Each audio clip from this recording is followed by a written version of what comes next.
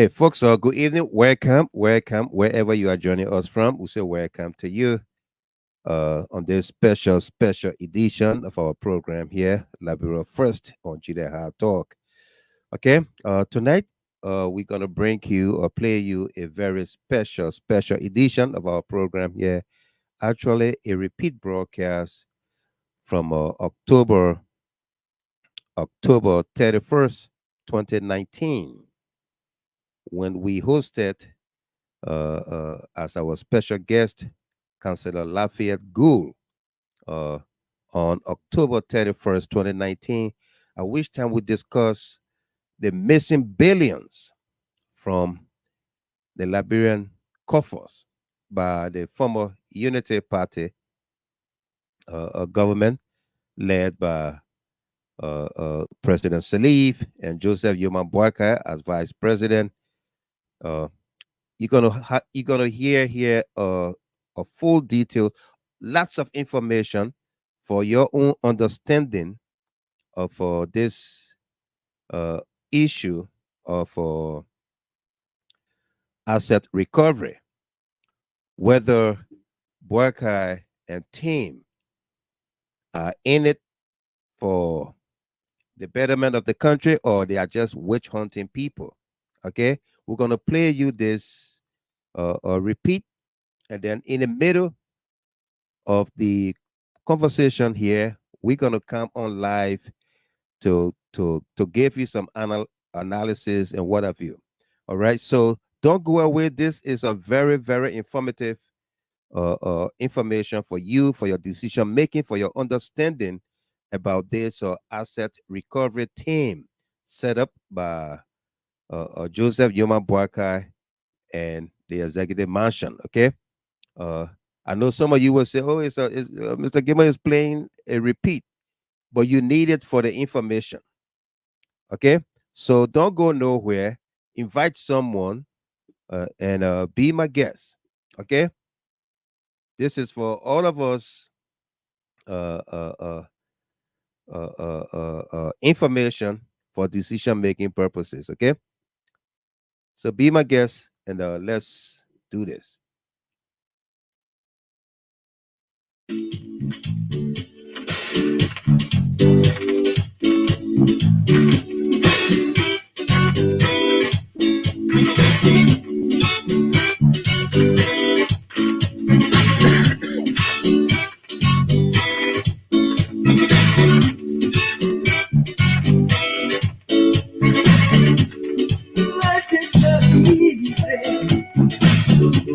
To carry on.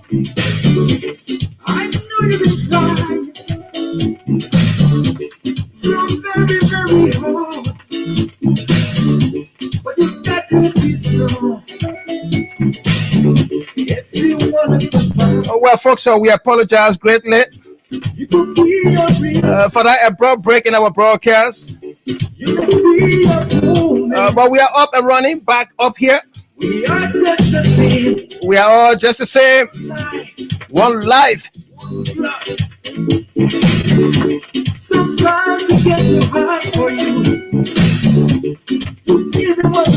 So call someone in. Distribute the video as usual.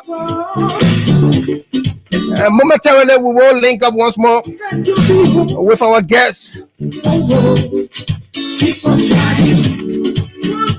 One day, keep on trying. It's gonna be better. Keep on trying. Keep on trying.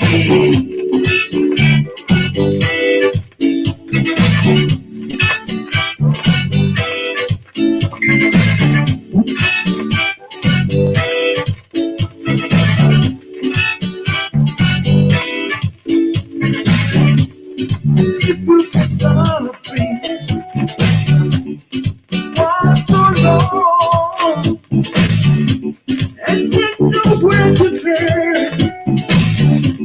Just take it to the Lord in prayer.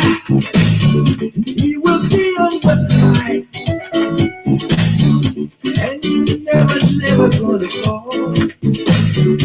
You've been hurt so many times. You've been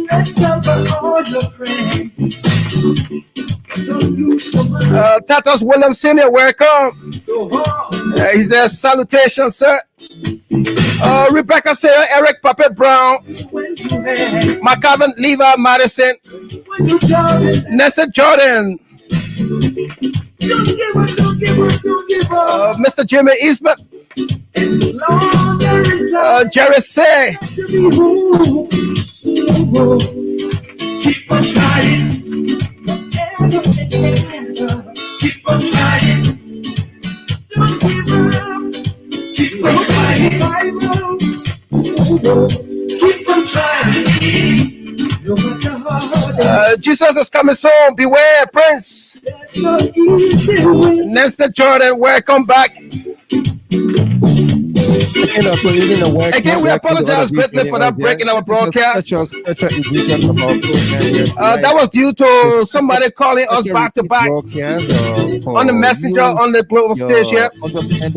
When the broadcast is live, please do not call us on messenger, especially the Junior Hard Talk link.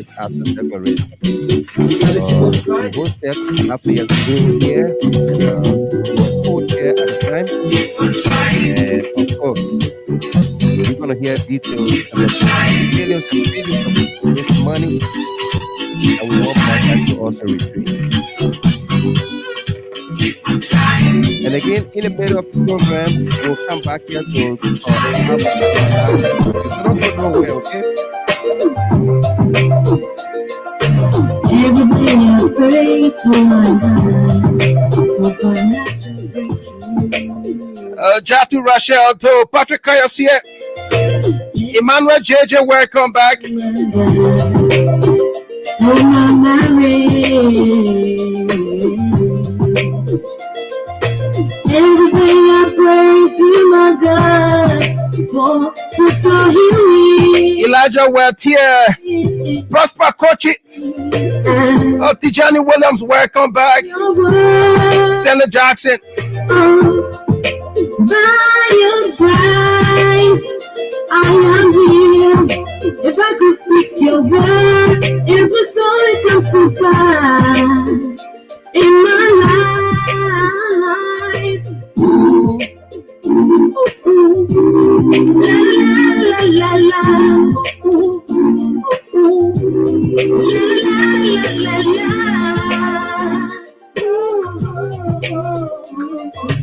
Every day I pray to my God to draw me closer.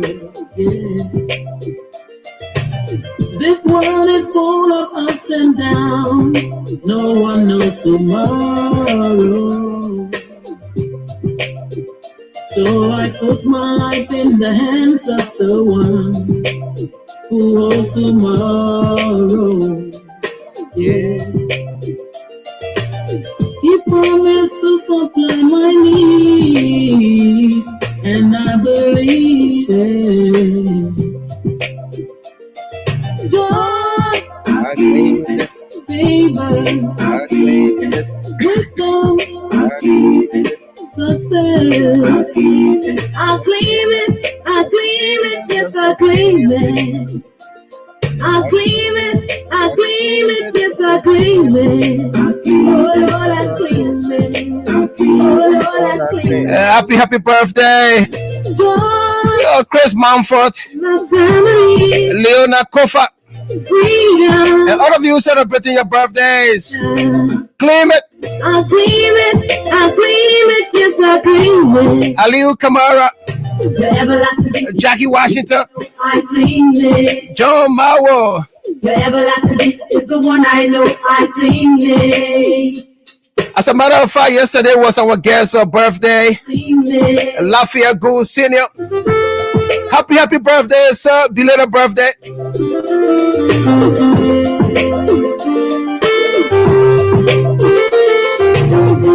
After many years of suffering, after many years of Viren Powerhouse, this song never gets old.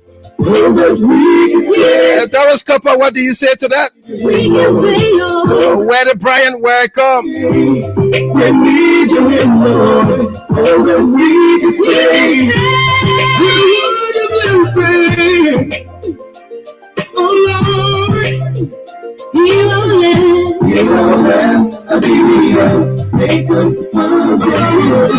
Hero land, Liberia, make us smile.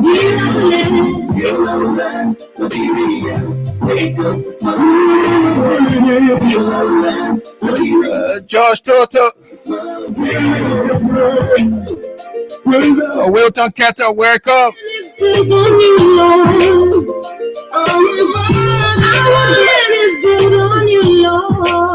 When we do him, Lord, when we can say, oh Lord, He our land, Liberia. Seventh call for our guests. Liberia, make us smile. Heal our land, Liberia, make us smile. Heal our land, Liberia, make us smile. With our prayer, our land is built on you, Lord. Our land is built on you, Lord. Our land is built on you, Lord. What a song. Our land is built on you, Lord. Folks, welcome back. Welcome back. And Councilor Gould, again, thanks for being so patient-minded and staying with us here despite the technical glitches coupled with the abrupt shutdown that we experienced here. Yeah, we say thanks for the patience. No problem. In fact, let me tell you here. Yesterday's show was dedicated to you. You celebrated your birthday yesterday. We want to want to say happy belated birthday to you. And again, thanks for coming to GST to discuss with us. Yeah, thank you very much. And let me appreciate you. Use this time to appreciate you for dedicating an entire show to me yesterday. I'm honored by that, and I pray that your work you do will continue to of the Liberian people. Like we started earlier, right? You asked to introduce myself, right? GOULD Senior, and I am the Special Assistant to the Solicitor General of the Republic of Liberia, and also the official spokesperson of the Assets Investigation, Restitution and Recovery Team, ARET. ARET, yeah. Yes, ARET, and I'm a prosecutor and an administrator, and I'm one of the government lead lawyers at the Community Code of Justice, ECOWAS Community Code of Justice, holding in Abuja, Nigeria. Right. So that's just a short and a brief profile about myself. I've served the Liberian government and the people of Liberia for 21 years now. I started working with government from age 19, and I'm pleased to continue in the service, of the public, and continue to try to do my best to ensure that our country, our name is lifted amongst the other countries around the world. Right.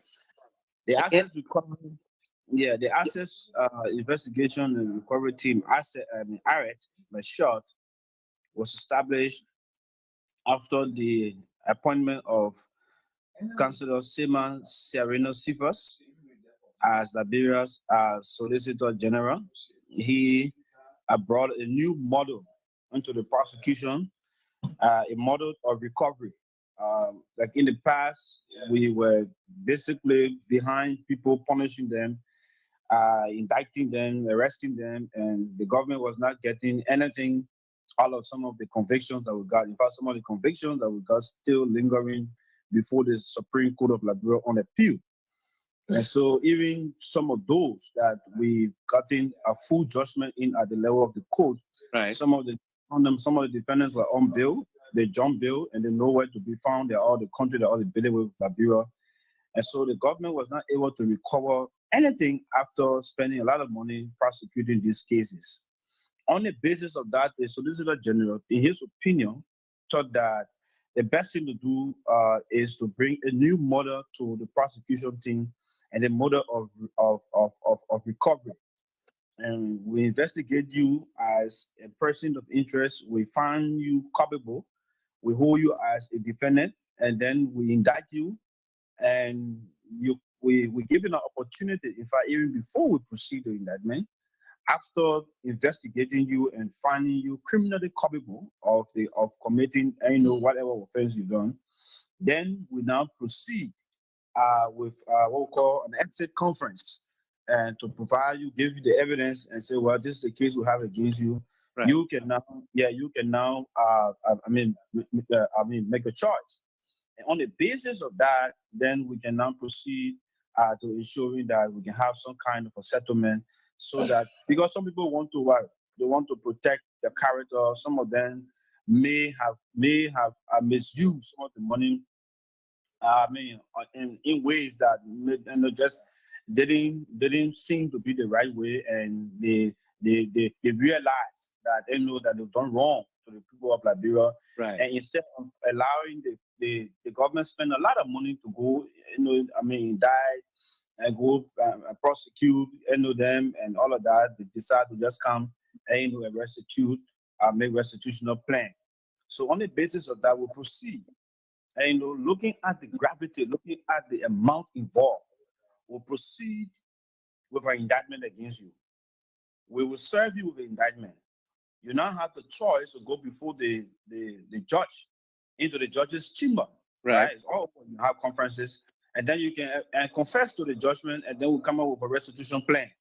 You pay a certain portion upfront, and then the rest can be paid, can be made to be paid in installments. Right. And the reason why we brought up this particular model is the fact that when you have a criminal charge against an individual, and the person comes to the investigation and say he or she is liable, and you don't go for indictment, you allow the person to do stipulation, to make payments. After paying a certain portion of the money, it's sometimes difficult for you to proceed to indicting that person, follow if the person failed to make the full payment. And sometimes some will argue, the fact that the man has started paying, it means that any amount that he owes is a matter of debt. So for you to go to even before a grand jury and say, this man will have case against him, and he agreed to pay, he didn't pay, so come and indict him. He almost looked at, you go after the person, not provide any form of evidence. So what we do, we build our case, we go to the grand jury, we get an indictment against you, and then we place it before you. We keep the indictment sealed. The law provides that indictment will be sealed. Right. So we keep it sealed, and because you want to protect, something, you want to protect the law, you go all the air. Sometimes you're working, some places you're working already, and it's heard, it's announced that being indicted, and all of that. Obviously, it has some implication on the job that you may have and all the opportunities that may come your way. So you come, and then you go to the judge's chamber, you make the confession, and then sentence is being suspended. And the reason why sentence is being suspended is to ensure that you make full payment of the money. You not pay half, and then the government start running behind you for the other, for the balance, and then you start dodging. So by the time you intend to trick the government, because we are being farsighted. Right. By the time you intend to trick the government or the Liberian people for making full payment of the money that you are taking away from the country, we're going to call you, arrest you, bring you back. The judge will come up with a full sentence, and then we'll send you behind bars. So it's on the basis of that we set this model. So it's not just all about recovering money and not punishing people. We will definitely ensure that that's a form of punishment, in fact. So it means to get somebody to end to that point, that is a form. And that is a form of what we call deterrence. It will stop other people who are engaged into this unwholesome act and wanted act against the Republic and its resources. So that's the reason why the Solicitor General has been farsighted. He added onto the work that the previous guys had done, and then he decided to modify it, right, and then move in this direction. Right. So that's how Harriet came about, and the President of the Republic of Liberia endorsed the plan, and Harriet was established. Councillor Johnson was appointed as the chairman, and I was appointed as, in addition to my role as the special assistant to the Solicitor General, the special spokesperson, yes, Asset Recovery Team. And somebody will ask, why would you want Lafayette Gould or a lawyer to do it? The reason is to manage our information. We want to ensure that the information that is coming to the public is protected in a way that the public will have a full understanding of the matter, both on the side. So we will have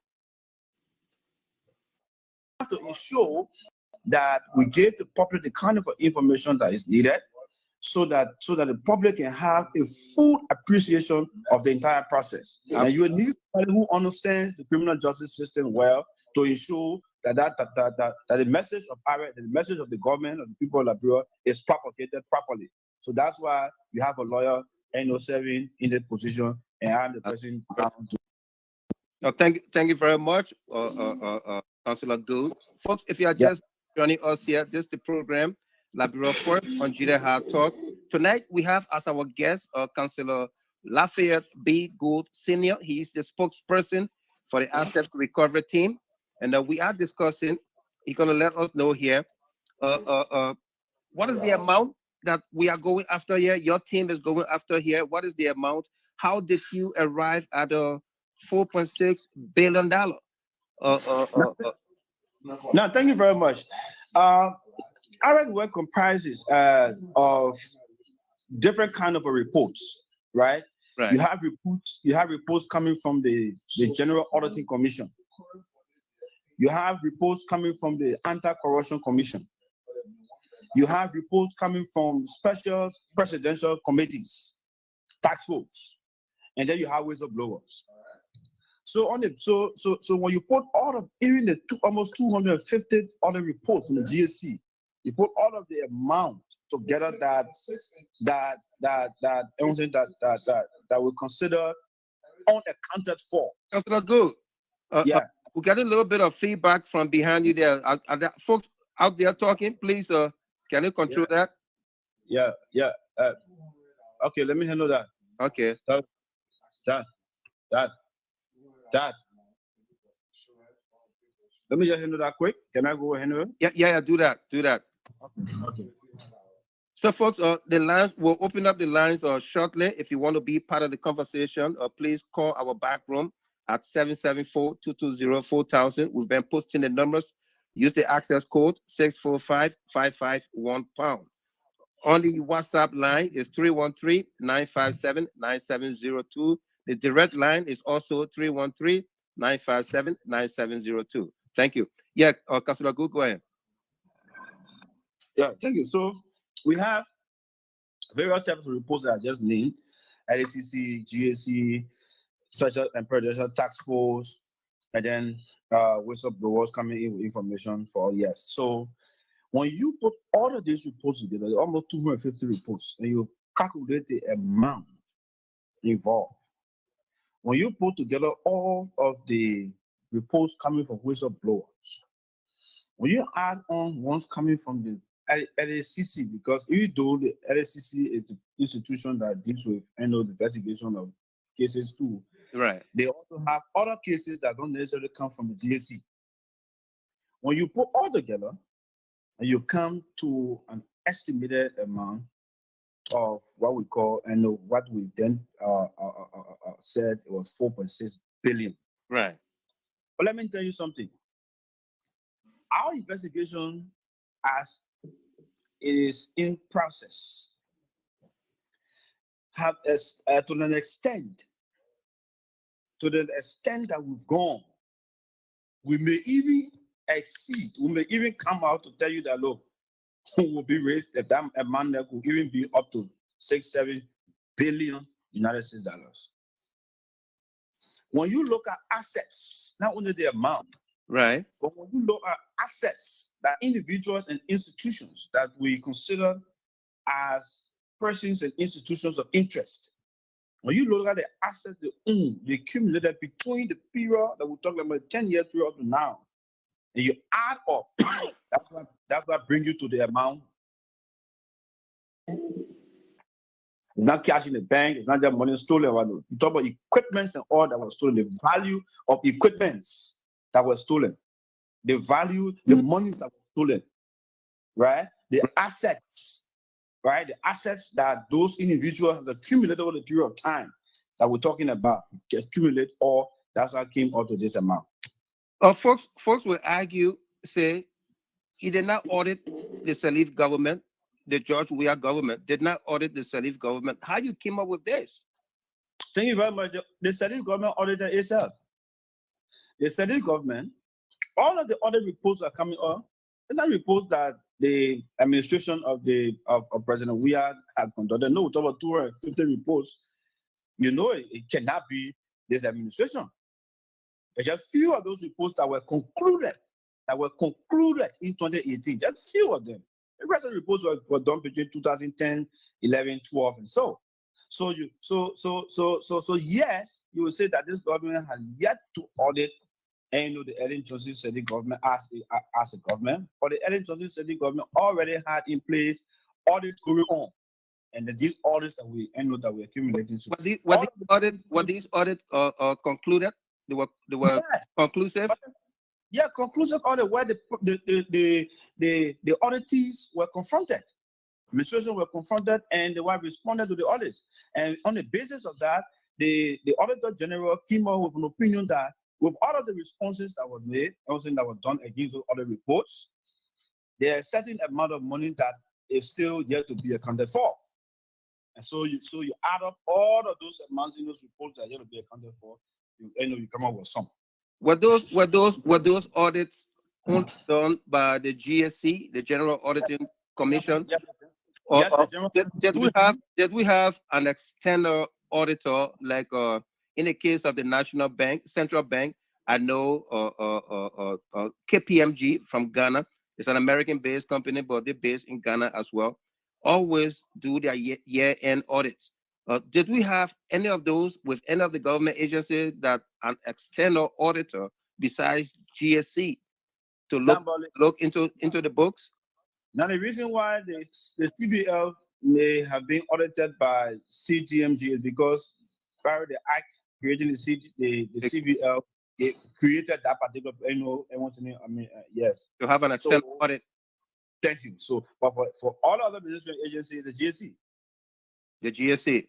Yes, you have those are our professionals. Those are people that the government of Liberia spent money behind sending to countries, Kenya, Uganda, Tanzania for training. And they came back. Those are our professionals we have. We got to respect them. And we believe in their judgment. And it is a report that we're using. Where we find, let me tell you, audit does not necessarily mean that you committed a crime. Right. Audit, and that's the point. And that's where people come to, and try to ask and say, oh, where the statute of limitation and all of that thing, and all of this and that. We are saying that audit only try to set up books and place in the position to say, okay, we check they want, we cannot find, I know exactly, you cannot tell us how you spend this particular money. So please tell us. If you can tell us, then we'll just send you to the people there to investigate you follow. Because we can't do criminal investigation. So they send the audit reports up. And audit report, there's no audit report that say this person is criminally liable for this. No. Audit report they say 1,000, 2,000, 3,000, 1 million is not accounted for. Unaccounted for. So that on the basis of that, then we now conduct the criminal investigation. Right. So determine whether you committed a crime in the process of your administration. So 16 billion Liberian dollar allegedly were brought into the country. We all know the story were reported by the hot pepper newspaper that was missing. Hello, I got you to interrupt the number call. Yeah, sorry. Yeah, okay. Need to stop calling the councillor. We are in business here. We are in meeting. Don't interrupt. Are you there, Councillor Gu?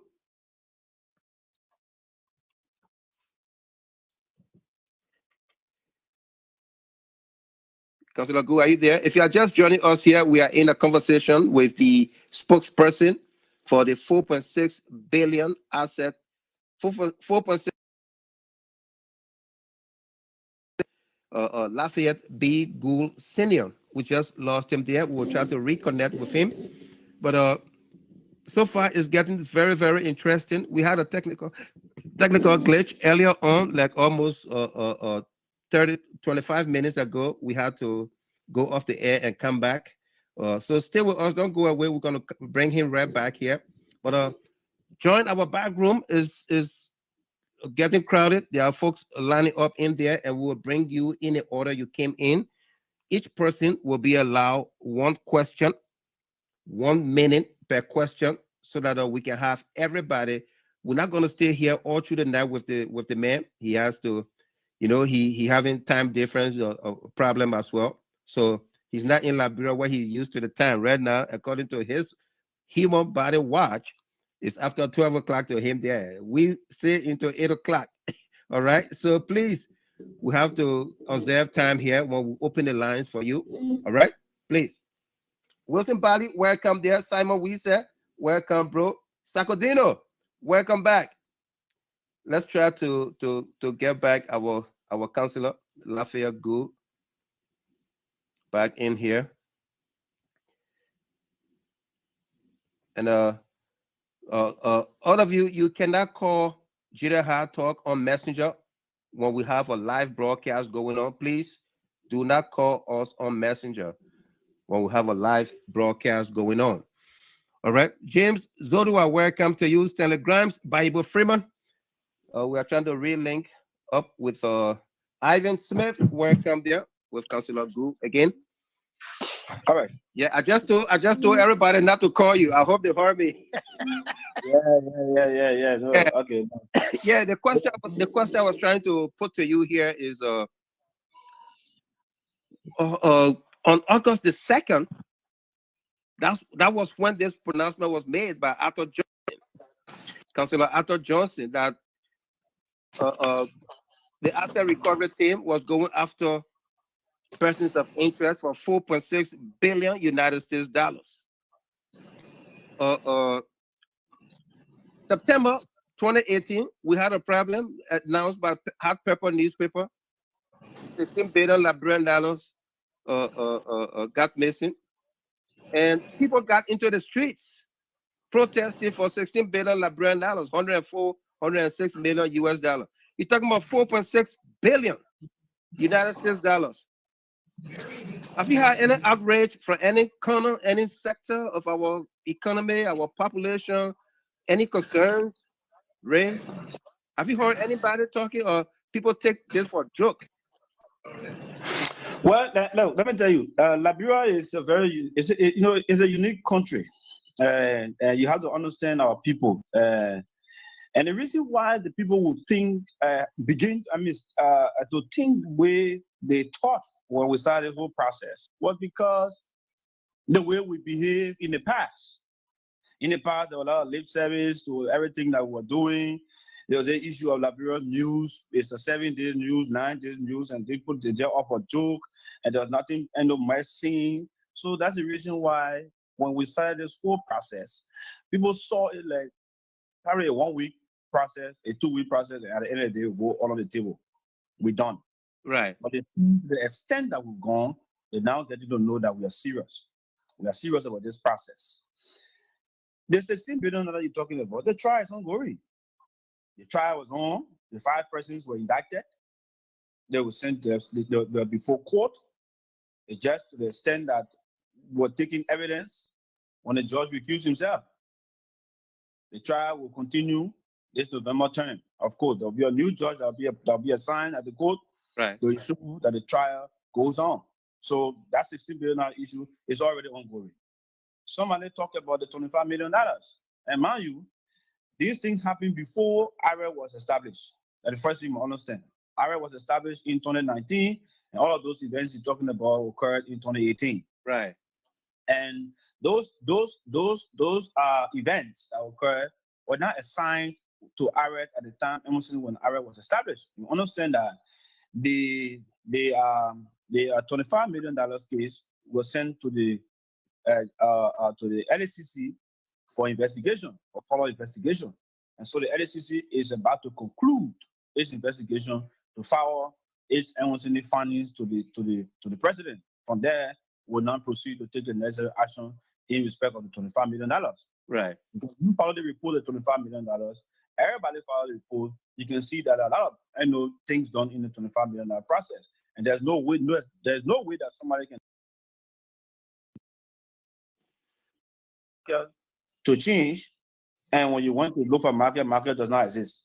So then why do you get the money that you change from? You went to market, assuming market exists, and you say you give market $500 to change, or went to market and market show a receipt of $200. So where do you change the $300? Right. So if you look at the whole thing, it's just a process of people laundering money, cleaning money on the table. And so we show that the investigation will be concluded and the necessary action will be taken against those persons who will be found culpable. The same way the guys are being tried today and prosecuted for the $16 billion, the $2.6 billion excess the printer that's unaccounted for. It's the same way that individuals involved with the money, with the laundering of money in the $25 million exercise, those persons will be brought to book. So I can tell you that. You talk about the seriousness of this team, and it is not the usual 7-day, thing. Yeah, sure. It goes away. You've brought in 2 European-based companies, Grant Thornton and Adest Recovery. What is their role? What did they see that encouraged them to come and say, "Oh, we want to come in"? When Arthur Johnson spoke, I have him right here. I'm going to play excerpt from him. On August 2nd, he said it was only Grant Thornton at the time said, "We don't want any money." Grant Thornton, they didn't want any money. They will get paid when they have recovered some money. What did they see to come in? And what have they done so far? Now, when you choose to bring an investment, right? You look at the investment climate, right? Right. And you look at the needs of the people. You look at the market, and you take the risks. You say, well, let me invest in telecommunication. Take for example, anyone's name Lone Star King. No telecommunication company in the country. Lone Star look at it and say, well, even though the capacity of people to own phone is still low, but we'll take the risk and go in. And today, Lone Star become a multi-million-dollar company. Right. So Grant Thornton is an institution that is involved into accounting, financial investigation and forensic investigation, and they involved in the asset recovery. They also assisted South Africa, in recovering some of the stolen assets. So Grant Thornton, we had this information out, right? We have had when we did the listing of we did a lot of press coverage, and Liberia became attractive. And then persons who follow our activities at the Ministry of Justice and that were outside decided to link us with this institution. And we started to read on them. And then we found out that, oh yeah, this particular institution was stronger in the business. So we came. They came to Monrovia. We had a discussion. They then said, well, yes. They said the evidence they needed and things that we were using, the other reports, other things, we gave it to them. And then they said, okay, before we continue the work, we will need to enter what we call an engagement. So we signed an engagement letter with them. And then they will bring in the expertise. Some of the promises that were made. Right. They'll bring the expertise to ensure that they do a thorough forensic financial investigation to determine culpability of individuals who would name. I'm telling you, you'll be surprised that there are some people who will start to till one person will get 10 different account number in his or her name. 10.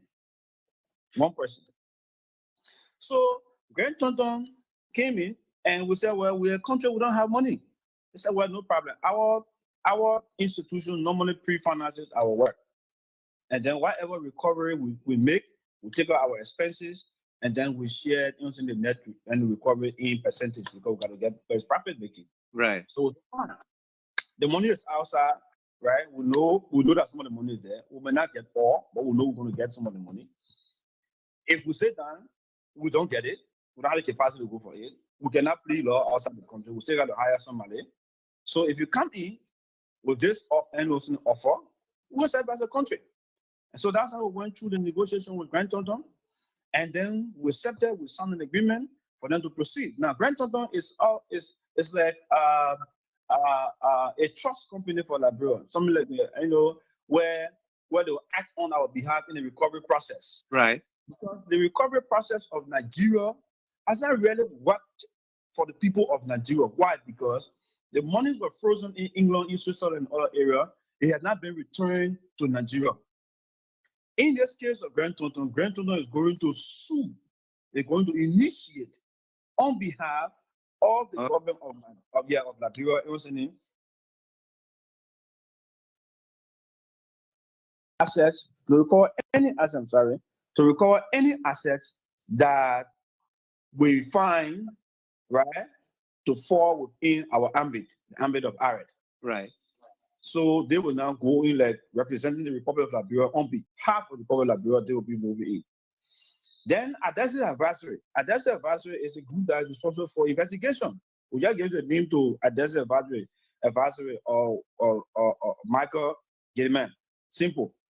And they go around the world and search for that person, then account, property, and all. Yeah. And I'm telling you, there are some people who who got property, and by the time we started the process, they switched the properties from the from the name, the title, they switched it to some of the family members.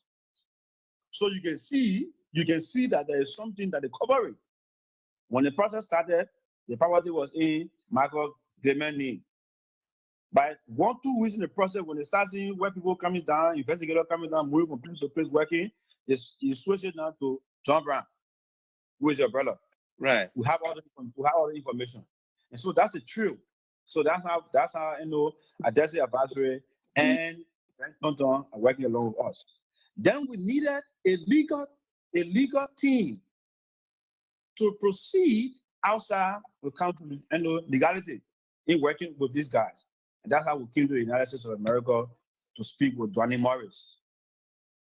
That's how Johnny Morris came in. We recommended to us. We met Johnny Morris. We had a very fruitful discussion. The delegation is expected in the country week after next. By the 5th and the 6th, they'll be in Liberia to meet NYC officials of government, and then from there we'll proceed to London to meet Adesse's Advisory and Grant Thornton to have the final one meeting to work as a team on this entire process. Now moving on. So that's it. Thank you. Folks, if you are just joining us, we are in conversation here with Councillor Lafayette B. Gould Sr.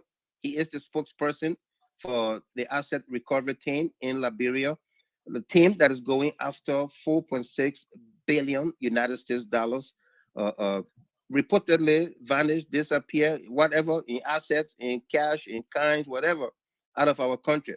He told us earlier on that, in fact, what they have now uncovered could, in fact, put this 4.6 billion in the neighborhood of $6 to $7 billion. When on August 2nd, when Councillor Arthur Johnson spoke from the Ministry of Information, Cultural Affairs, and Tourism, he provided some names, information, and referred to people as persons of interest, and they will move from persons of interest to suspects to what have you. I got a few names up here. I don't know. Let me put them on the screen here for everybody. I got Robert Salif, 93 million. Patrick Sandolo, under McLean, 8.5 million. Oh, we lost him there. We'll go back to him. Charles Salif. Folks, bear with me here. Let me go back to our guest. A very, very interesting conversation. Joyce Lapuwia, welcome to you there. David Peto, welcome.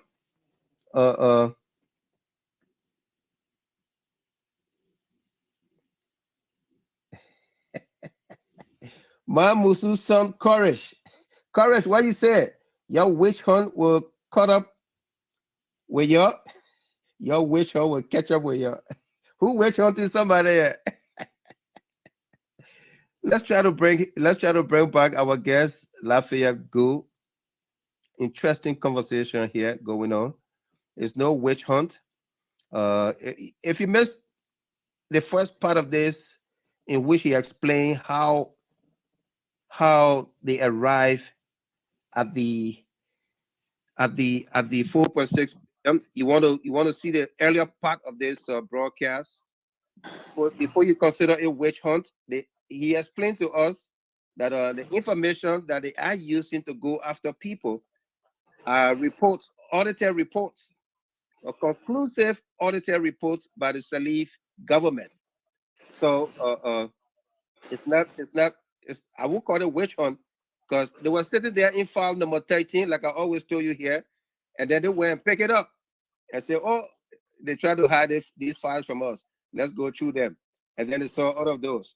And let's go back to the But, yeah, but just before you go, Mike. yeah, So the Ebola report, right, where thousands of people lost their life in the process. right, Millions of dollars were unaccounted for, where people said they used the money to buy equipments, but we couldn't see the equipment. Where Madam Sani came on and said that because we're on a certain emergency, we could not follow certain procurement procedures, and so we could not hold those persons for anyone sending for the way the purchase.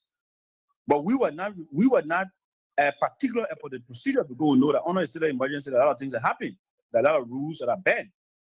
We were particular about, yes, you didn't go through the procurement process to buy generators. Yes, you didn't go through the procurement process to buy cars. But you said you bought cars. Where are the cars? You said you bought generator. Where are the generators?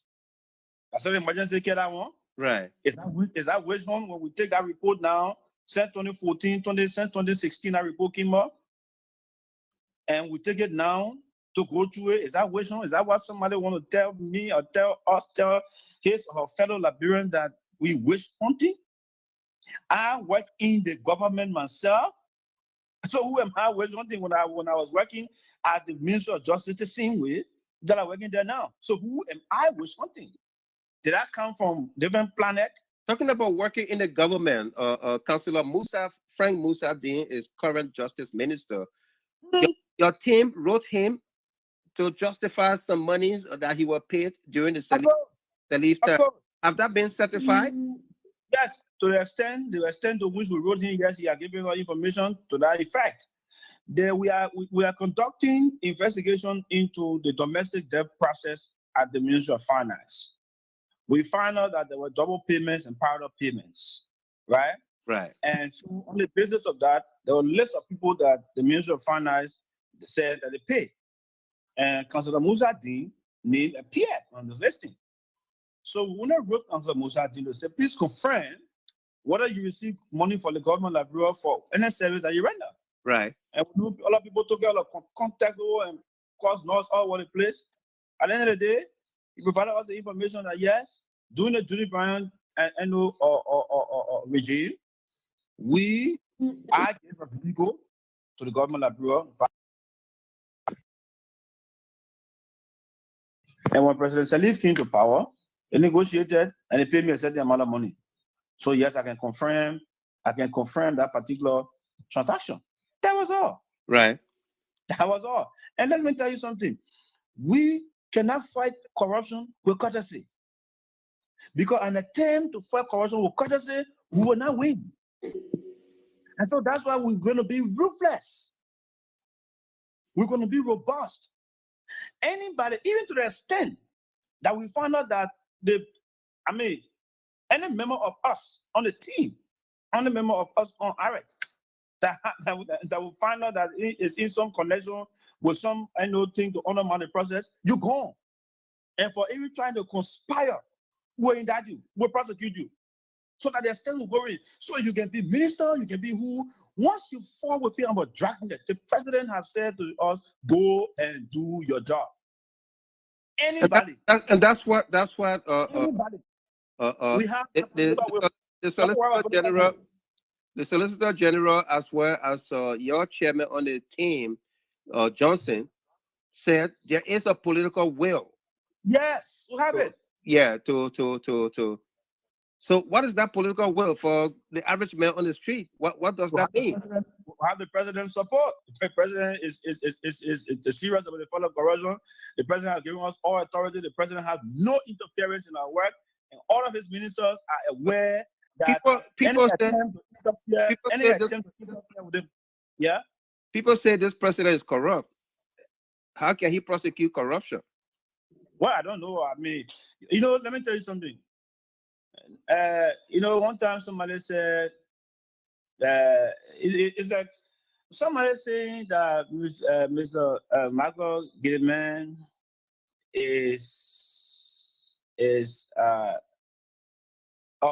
Mr. Michael Gideon is now black, but 2 years ago he was white. Yeah. But they are not showing any picture of Mr. Michael Gideon being white. Being white. Yeah. All the pictures of Mr. Michael Gideon is black. He's black. So when people talking, people in our country, I can understand, and that's why some of us are given this rule. That's why we have to deal with this process meticulously and maturely, because we know the people are hurt. We know that they are frustrated with the way things have been going on in the country. And so when you see a little thing that coming looking like a change, they think that it is not real. And so they will speak the way everyone they are speaking. Right. I can understand. I'm a Liberian. I'm not a Nigerian. I'm not somebody. I'm a Liberian. I live all my life in Liberia. All. So I know the things that we as people have gone through. So when people are raising these concerns and talking off that, I can understand. They don't mean what they say, but they're frustrated for what happened. That's why we must restore their hope. And that's the job we are doing, to restore the hope of the Liberian people. That's all about you. These people, you have persons of interest. Have anyone come up to you to say, hey, I saw my name on the list as a person of interest for such and such and such? Several of them. I want to make settlement, or that did not happen. No, the first thing is, when you find your name, several of them have come up and say, oh, yeah, man. And because of the respect that they brought to the process, we provided them with the information. Right. And some of them are gone. They've not returned. So we're not going to wait for them. The law provides that you can even investigate the person without the person saying no or yes. The person has the right to remain silent even up to the court, up to trial. Right. So you don't depend on the statements the person will make. You got to depend on the evidence that you have. That's the thing. Yeah. One little difference inside is the fact that you're dealing with records. You understand? You're dealing with receipts. So somebody may want to say, okay, do you know, is this your signature? Is this that? Is this all one fine? But the person say, I'm not talking about my signature, I'm not talking anything, and you believe that his signature, you got reason to believe his signature, you proceed with the evidence against the person. Right. We proceeded to have indicted several persons in recent times, and we are moving after one of the groups that we indicted. We're not going to call the group name because part of the negotiation process, right, they began to make restitution. And by the time the restitution is made, we're going to give them the clearance. You said they began to make restitution. Of course, yes. So some monies have reached government coffers already? Some money have started to be paid as I speak to you.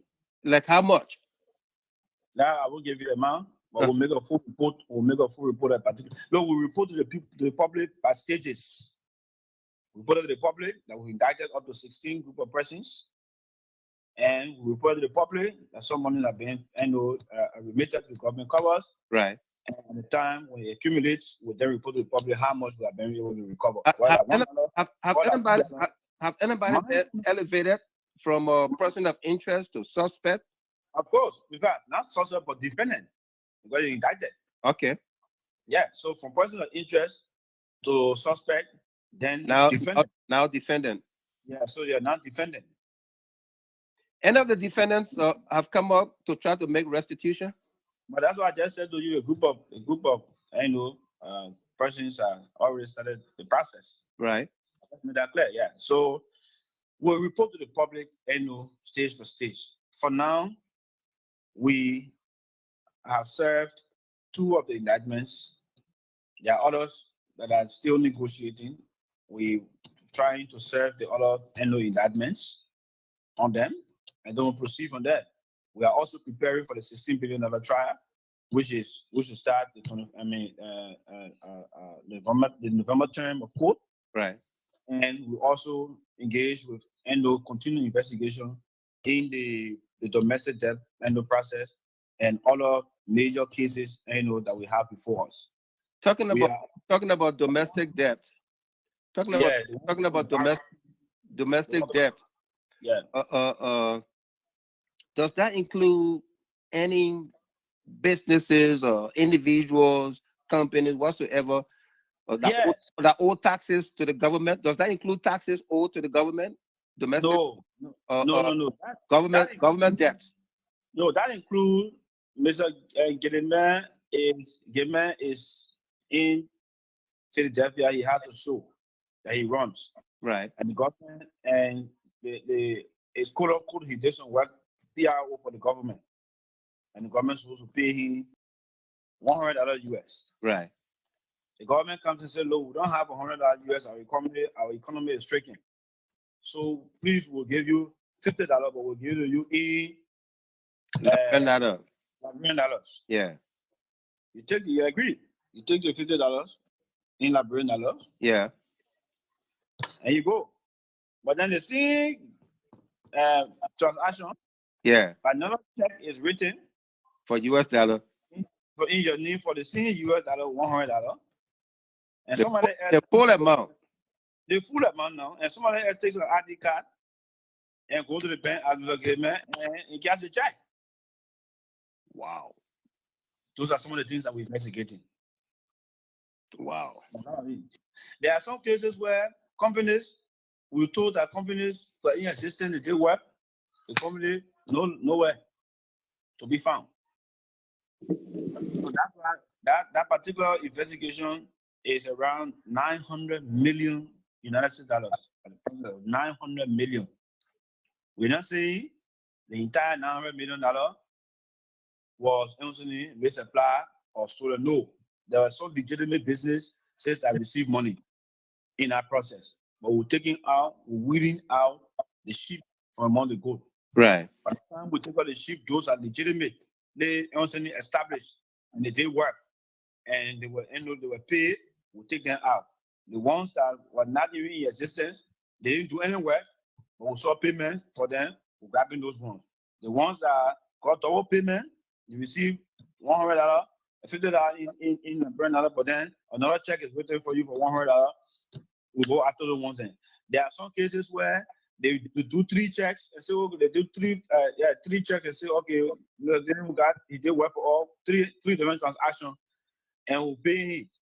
But they say, no, let's do 1 check. Don't get me a hat and let's just do 1 check. So you cancel the 3 checks, we'll do 1 check. The 3 checks is not canceled. The 1 check is done. It's given to you. The 3 checks is not canceled. The 3 check is signed and issued. Somebody else get rid of that money. Yeah. Wow. So those are the kind of investigation we're going to do. And nobody should think that. My point is, when somebody say, no, people want to be people, and just wasting on that, so you want to tell me that no crime was committed, no money was missing, then I leave it.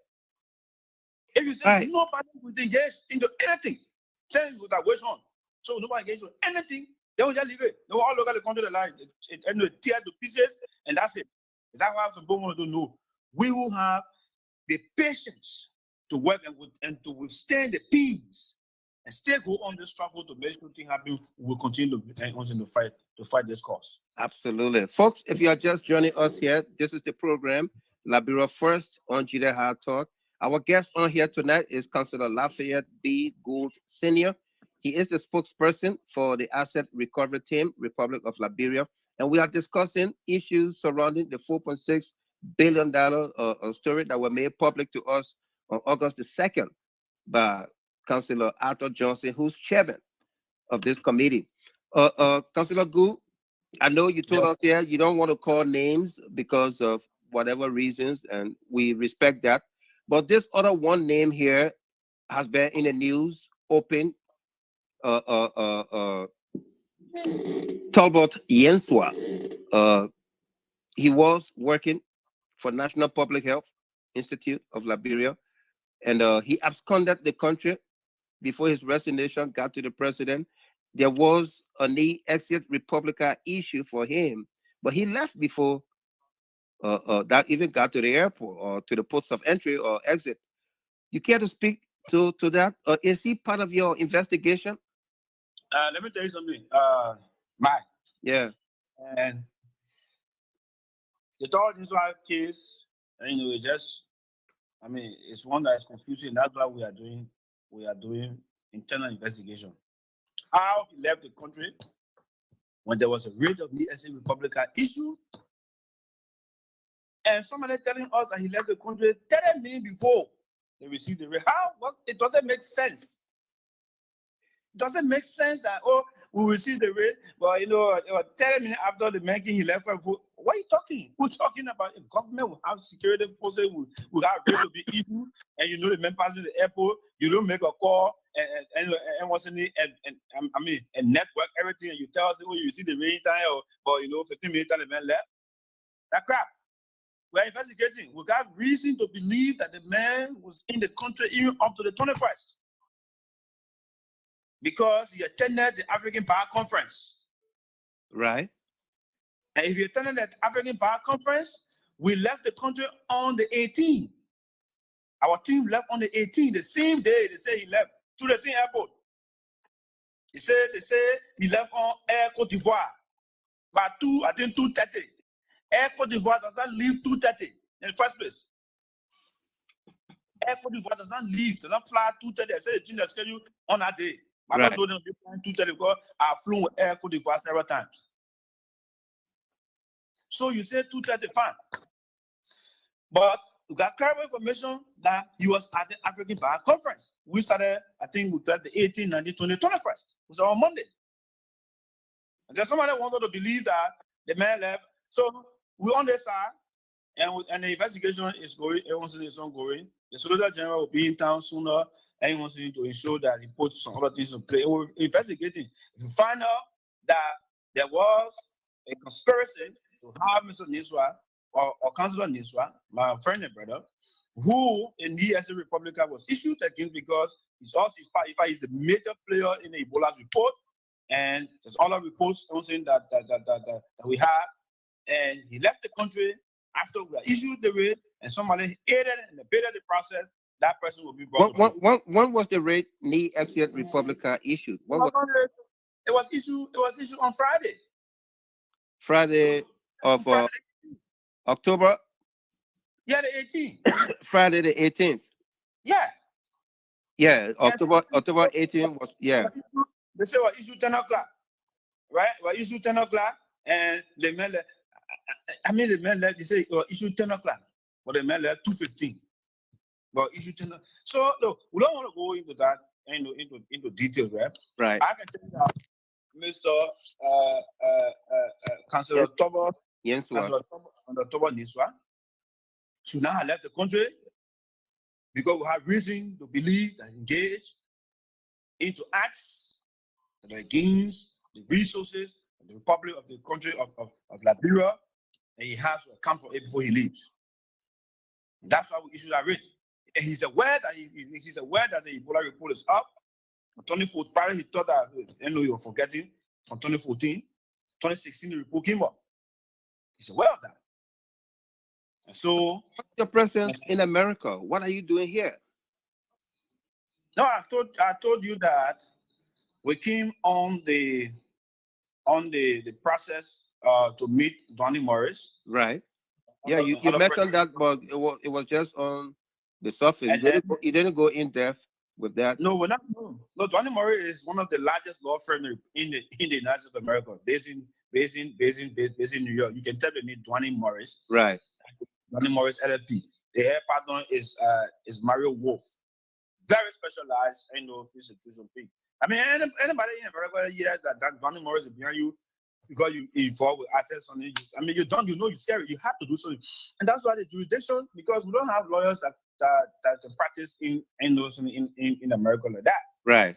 So we need a law firm that has a very big base and have the reputation and has ingenuity to ensure operate like auto pause. Yes, and this particular group we're talking about, man, look, when we should have sealed that agreement, I can tell you the truth, we'll be moving faster than we even thought about. I'm here also. I'm supposed to meet the Liberian community in Rhode Island. I met them on Sunday. Right. On Sunday in the executive meeting, and I explained to them the idea and our whole process. And there's another meeting that is scheduled for Saturday, in fact Sunday evening. I'm supposed to meet with them on Sunday evening and sell the entire plan to a larger group here. Why we are here? Why there's a need for Liberians on this side of the world to assist in the process? Why this process must be done collectively and not selectively? Why people should not see this process as as a regime process, but should see it as a Liberian process? Yes. So, and any information that we have on presence, we'll leave a list of people here. I mean, and a list of individuals that we are investigating.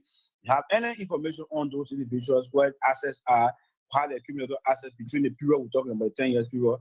Provide the information, and we'll do the necessary search, and we can proceed against them. So I'll be leaving the States on next weekend after my meeting here, and to come back to Liberia to continue my work. Wow. Folks, momentarily we will be opening the lines in like 2 minutes. So call us at 774-220-4000. Use the access code 645-551#. Better still, call us. Those of you want to call on the WhatsApp line, is for those outside the US of A. It's 313-957-9702. You can also call us direct at 313-957-9702. All right. Councilor Gould. Yes, sir. You spoke about the political will and no friend, no foe in this. If it has to do with anybody in government, you going after them and all of that. Have anybody in government come to you say, "Hey, my man, you be careful. I'm not call anywhere." No. But that's the thing we talk about. Nobody gonna melt into our activities. No government, in fact, no government minister able to take a phone and call any member of IRED and tell them nothing. By doing so, you compromise yourself. That's the first thing. There's a mandate, clear mandate. You don't interfere with the work of IRED. Period. You want to interfere into any other people's work and their business. IRED's work, you cannot think, dream about taking the phone to call Councilor Johnson.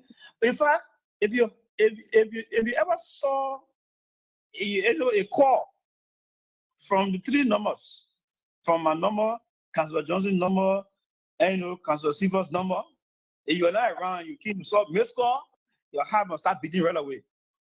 Because it means that, yes, it means that we'll not see something. So that the extent of our independence, you cannot interfere. So no minister will tell you, no minister will do it. Nobody will dream about doing it. Nobody. No minister of government would dream about taking your phone to call people, oh man, I guess somebody. Nobody would dream of doing it. An attempt to do it, you're in trouble. And that's the mandate. It's a clear mandate we have. The president giving us everything to work and on this process. And we're not going to say that and say, oh, because somebody feel that. Look, let me tell you something. The job that I got to do is not to make friends. As normal thing, as a prosecutor, you'll not be friendly. You know, you can't be friendly. And they're not popularity job. No. And that job that worry after you, even my friend. If you engage into anything, I must not be the one to go tell you, say, oh my man, we investigating for they go call you up. No. I must either I even see it. And we're picking up in the morning. Maybe I can say, well, I will recuse myself from the prosecution. I ain't gonna send you to trial, maybe because any sentiments could be coming or so, maybe. Or so, and I can do that one. But I say I will compromise any information to you. You not steal money, you enjoy yourself, you buying cars, you building houses, you all around the place misbehaving, and then you want me now because you're my friend, we're gonna drink beer together. And today, the same money you use, my money, why so take pay with? Why my pay will be increased today? Why I'm saying we are lowly paid. And I'm saying we can hardly get paid on time because of what the economy is. And then somebody who stole the money, enjoying it, and me spending it, then I'm gonna be there too, looking, yeah, my friend, you're done. You're done. So there's no way that somebody would dream, Mike, to take a phone and call her, call me, you can't. Yeah. Well, thanks a lot. I have to ask that question because we Liberians we got a way of saying and said that they're friends, and all of that. So that's why I asked that question. Let's go to a musical break, and then when we come back, we'll open up the lines. So you want to go take a water break? Let's do the song here. Who was behind it? By Fatou Zion.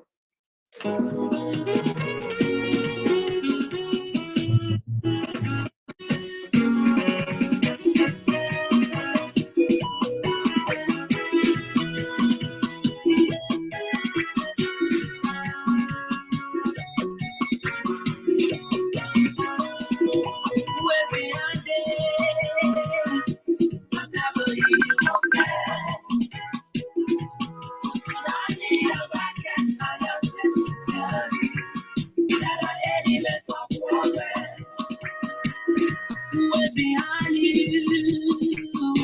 So what is she doing? Your mind is hard with you. What's behind it? You are wasting your time. You are behind me. Oh, you are wasting your time.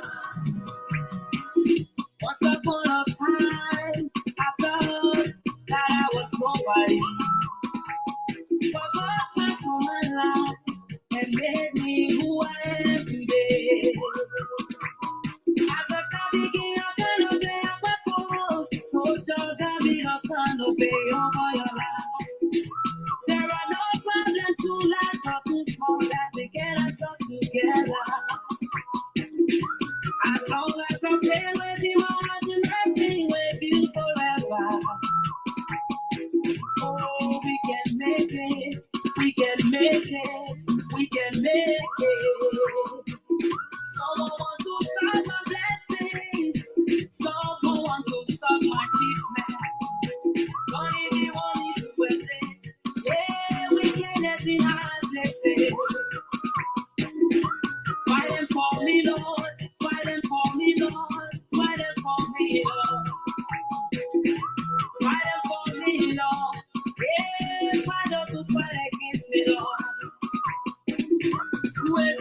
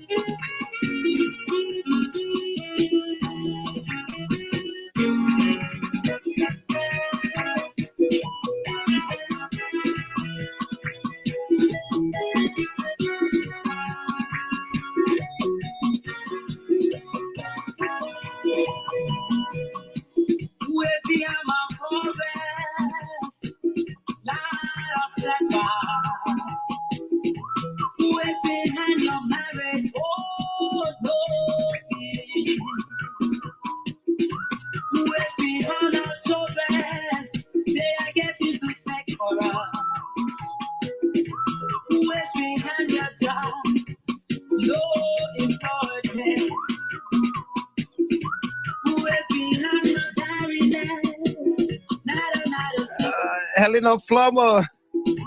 Who took the cookies from the cookie jar? Nothing seems to be working out.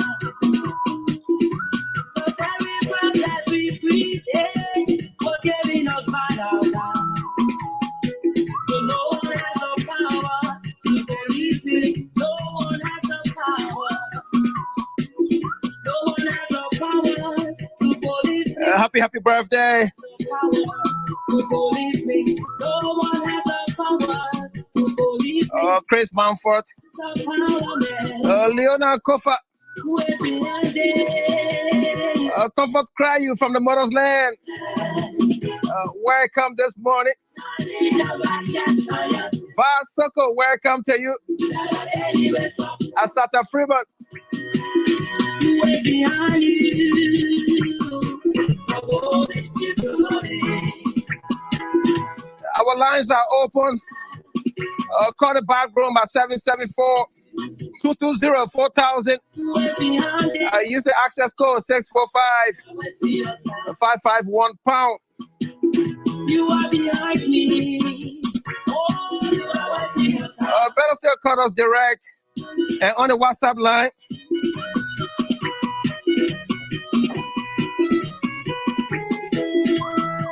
That's 313-957-9702. Each caller, one question, 1 minute. No exception to the rule, except our analyst. That's Mr. Eastman, Josh Toto, Ata Wiado, and my co-host.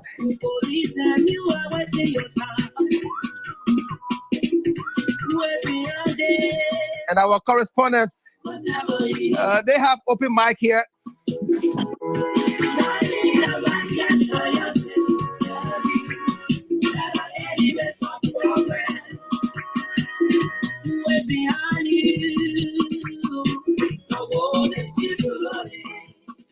Who's behind the $4.6 billion the asset recovery team? Folks, welcome back. Welcome back, Mr. Councilor Gould. Great to have you back with us here. Let's go to the lines here and open up the lines for our callers. Mr. Gilmore? Yes, sir. Mr. Eastman. Yes. Hey, Councilor Gould, thank you so much for joining the show tonight. We welcome your input here. Thank you for having me on the line. Hello? Okay. Hold on. I have not caught you. You have somebody talking. Hold on. Yes, I'm on the line. Hold on. I have not called you yet. Somebody speaking. Mute your phone. Okay. Yeah, so Councilor Gould, we are that your team is doing in recovering our assets. And you know, as they say, anyway, let me introduce. I'm Jimmy Eastman from the area, Liberia, from the Washington D.C. area, and we really appreciate that we're finally going after people and that have been taking advantage of the government. But you know, as they say, you know, when you find somebody hurt in an accident or something, first you gotta stop the bleeding, right? Before you you proceed to fix the body. Right. So is your team suggesting any policies and auditing practices now that will stop or thwart the taking of government or misappropriation of government funds and properties? Are you putting anything in place right now to at least stop the bleeding while you go after the missing assets? Yeah. The way to stop the bleeding, I think, is how we are. IRET is not a policy. It's not a policy institution. I mean, it's not an institution. It's not a policy body. So our job is to enforce. And so I think the way we're enforcing the process will policy. I know for the policy institution, even those who are controlling government funds, to put the heads, together and know that whatever that you do wrongly will come after you. That's what we're making to be the Liberian people's process and not just a regime process. So we are not a policy body. We are a body for enforcement, investigation and enforcement. And so the policy making institution will see the way that we are proceeding with the recovery process, and also they will take cue from there to set forth the necessary policy to put in place. If they don't put the policy in place, there will just be more people who will go after and will find out that they stolen asset and will recover it. Yeah, Mr. Eastman. Yes, very good. I got that clear. And my last question before I take, we noticed that some of the funds that you are going after, I know there's some time has elapsed. Can those corporates claim limitation of time or that they will they be able to make that defense because it has been some time now since we went after the money? Thank you very much, and we are expecting that, and we are prepared for that argument. So to the extent that I will speak, yes, we know that they will raise that defense. We have other ways, and if that defense is raised for us to counter. So we are prepared. We are very, very, very, very much prepared. We know that people will not come and tell you, say, oh yeah, they say, oh no, you can't prosecute me. They say, even if I stole money, you can't prosecute me. And we'll have a way around that. And the law gives us that leverage. So we'll use the law to its fullest extent, and we'll get there. So when our argument is raised, we'll definitely raise a counter argument to that, and we'll see how the court we'll look at it, because mind you, we are going to court. It is a court that will decide if our argument is strong enough against the defense. If the so yeah, all we can say to you, the court will decide on that one. But right. We have our. But are there statutes of limitation on in the books right now? Yeah, there are certain limitations. That anyone saying the statute says when time the crime is committed, if you prosecute in 5 years. The statute also says if the person has had a fiduciary duty to perform, and the person, after 2 years after you discover that the crime was committed, if you prosecute, they have all of those conditions. So we are working in it, and we have a reason to believe that we are working within the statute until the court decides that we are not working within the statute. Right. And proceed the way we proceed. Let us do our job and get to the court. Let Liberian people know that we've done our job. We are set forth evidence against them. Even if the court says we can't prosecute them, the public said we prosecute them for that, because the public know that crime was committed, but only because we delay in the process. You understand me? They will get public prosecution. Okay. Just by the way the public will treat them, just by the way they'll be in their communities, they cannot go to community meeting and say anything there. Just by the way they know they will find around the place, and there will be no recognition for them once we establish that crime has been committed. But the only thing here is that we could not proceed because of time, but the public will get to know that something went wrong. Thank you very much, Mr. Eastman. Stay with me here for analysis after the conversation. Thomas Asumana, welcome. Thank you, Mr. Gamer. Yeah. Thank you for the guest, Mr. Gould. Thank you for coming on this platform to address some of these issues. So these are the issues we'll be debating on this platform. On the last statement you made that because of time, some people might not be prosecuted. And says Judge President Weah got empowered. Corruption has been the hallmark even before he got in power. And people admitted that they are responsible for some money that got missing, and up to now, they are not brought this home. to book, especially Robert SIRLEAF. The mother came out publicly on radio broadcast and television to say she's responsible. Why have these people not been brought to justice? Thank you very much. And let me just say that President SIRLEAF don't have any authority to assume criminal responsibility for anybody. Nobody on the law can assume criminal responsibility for an adult, except the person is a minor child living with you, and the person maybe did something as a minor 5-year-old child, carry somebody in. So that person is a minor. Yes, the parent would then would assume the responsibility.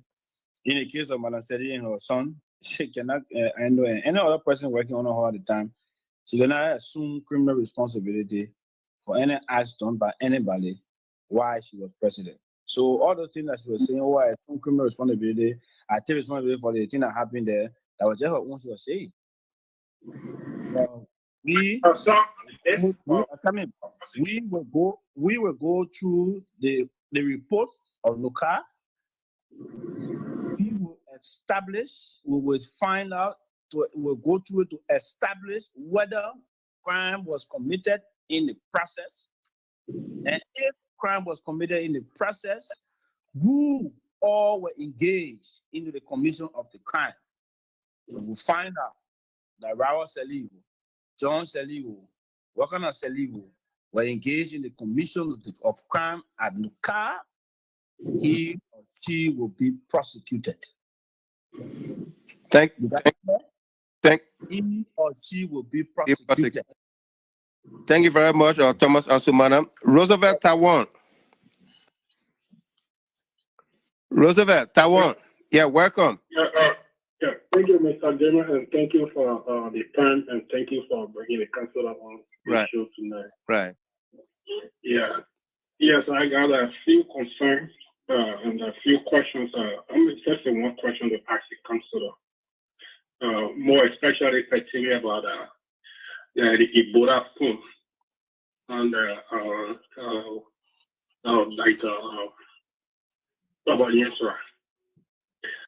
during the Ebola times, from myself, I work during the Ebola time. And there are so many things that went on during that time. There are so many from the international communities helped within at times. And other people took their personal money, and today they have become money people or rich people. When we work during the Ebola times, we that work directly at the ETU. There are certain money that was given from the World Bank for those of us, more especially the health workers that work directly with the Ebola patients and those that are assigned in the ETU. But unfortunately, the money after the process, the money has not been given to the health worker to us. There was a times we went at the health ministry to request for that money, and the ETU there to go away. And we stood there up to that time, or in Liberia, right after that money, because that money has been given to another hospital and left Liberia. So I didn't know that when I do all the report that come out and all those things that is included within all the reports. Because up to date, there are other police, even they are on ground, even that when I went Liberia this country, I asked few people to this none of them have received that money. There are so many things that went on during the Ebola times, and so many funds that went in Liberia today there is nowhere to be found. So someone used to left the country. Is there any process in place to getting or to breaking back for you to face justice? Thank you, Mr. Tawan, Roosevelt Tawan. Oh God. That's yeah. All right, I'm back. Councilor Gu, you got the question? Yeah, I think the question ended with whether we are putting anything in place to get toward Nisa back to Right. justice. Right. Yeah, okay, yeah. When the investigation is concluded,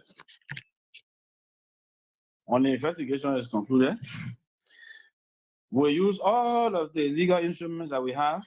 Right. We have the Mutual Legal Assistance Act that calls for us getting mutual legal assistance from other countries to help our investigation and also arrest and extradite individuals who are engaged and who are in charge for the commission of crime in our country. So when we get to that stage, definitely we're going to use that, you understand, as a way of getting Mr. Niswa and any other person who is outside the country back to the country, to facing trial. So yes, we're going to do everything that is possible to have him come back to Liberia, to facing, if that I said, as a true Liberian, if you know you're not engaged in anything, you're not run away. You're not run away. Right. You will you make yourself available, and the crime that's been committed, all the financial crime, the economic crime, and in any way that it come up be economic crime, the biddable offense, you get your bill, and you will proceed to court. So when you start to run away, you start to being hiding, and creating conditions that people will be difficult for people to get you. Then you give a more reason to believe that the allegations that we have against you is true. And so once we conclude, and find criminal culpability, we'll use the necessary legal instruments to have him return to the country for prosecution. Thank you very much. Ansu and Taiwan, please, if you want to continue listening on the line, please go to the back room or listen from on the phone so I can get some more space. Let's bring the caller from Louisville, Kentucky. 502-4102. Hello, caller. Thank you, Mr. Gilman. It's Stella George. Stella George, welcome. How you doing? I'm doing great, and you? I'm doing awesome. Let's hear you. Yeah, I want to thank Council for coming on, to clear some of the misconceptions that we have in mind. I'm so happy. This is my question. When did the government, this present government, realize to have come up with the team to recover assets that have been stolen by past oppression individuals within the government? And to what extent would this identical team continue to recover assets that have been stolen? Because in the document that we have, it mentioned Taylor. At the time, we were making like $20,000 in our own house. And there was transactions from that is LBDI up to through safety banking miracle here. And those funds, there are some, some what extent with this recovery process, who cares to recover those assets? Thank you, Mr. Gilman. So you asking when they come to the attention to the resolve of the government to form the team, and to what extent are we going to recover the asset? Is that your question? Yes, sir. Okay. Like I said, the government of Liberia has not really been very engaged or into direct asset recovery. The government of Liberia has been engaged into investigating people for corruption charges and prosecuting them. And so, but then nothing was coming. So the new Solicitor General, the Sima Serena Cephas, then came in and said, look, let us change the model. Let us refine it. Let us modify what we've been doing in the past. Yes, we can prosecute. Yes, we can investigate, indict and prosecute. But let us recover. Let me recovery a primary, and you know what I mean, a work of our prosecution team, because the country has been losing over the years. Right. And the thing about the recovery process, we can be investigating you, and we can move to freeze your assets. We can be prosecuting you, and we can move to freeze assets that we believe to be proceeds of crime, of the crime that we're prosecuting you for. Right. So that's the message that we have. And so that's why the assets recovery process is holistic. It takes in all. It takes in both the issue of direct prosecution and the issue of restitution, the issue of seizure, the issue of freezing, and the issue of confiscation in areas where we've gotten conviction. So that made it holistic. So the Solicitor General, Councillor Simon Sereno Sivas, brought about the idea, and the president bought the idea. And that's how the area was established. And that's how we're moving the way we are moving. And we're taking it back, the president said we're taking it back 10 years. And you know what I'm saying, after the audit, I will conduct it for a 10 years period. So as far back as 10 years, we are looking into the reports. Somebody said, the guy who left the line first, he said that I said there are some people that we may not prosecute because of time. I didn't say so. I said we know that there are defenses that will come for statute of limitation, but we are prepared to counter those defenses. But in the event the court says that even though crime has been committed, but the statute has told against the republic, it will be left with the public now. That person will still get public prosecution, because at least we have established that crime was committed, but we could not proceed against that person because of time. Right.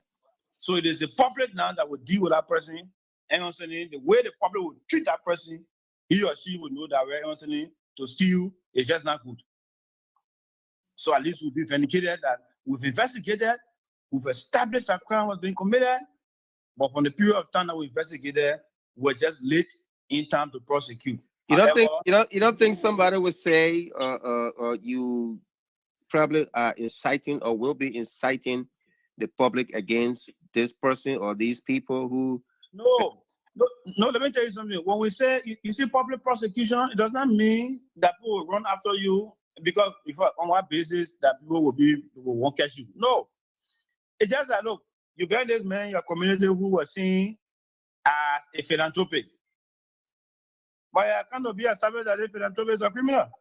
Right. So nobody wants to do business with a philanthropic anymore. Nobody wants to go to his house anymore to have meetings. Nobody wants to elect. Everyone's going to elect this philanthropic anymore as a chairman of the community.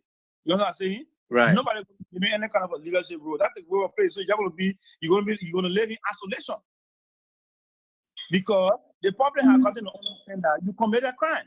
You did. But right. We could not proceed to have those things to have you prosecuted because of time. So that other side, you will feel it. That's what I say.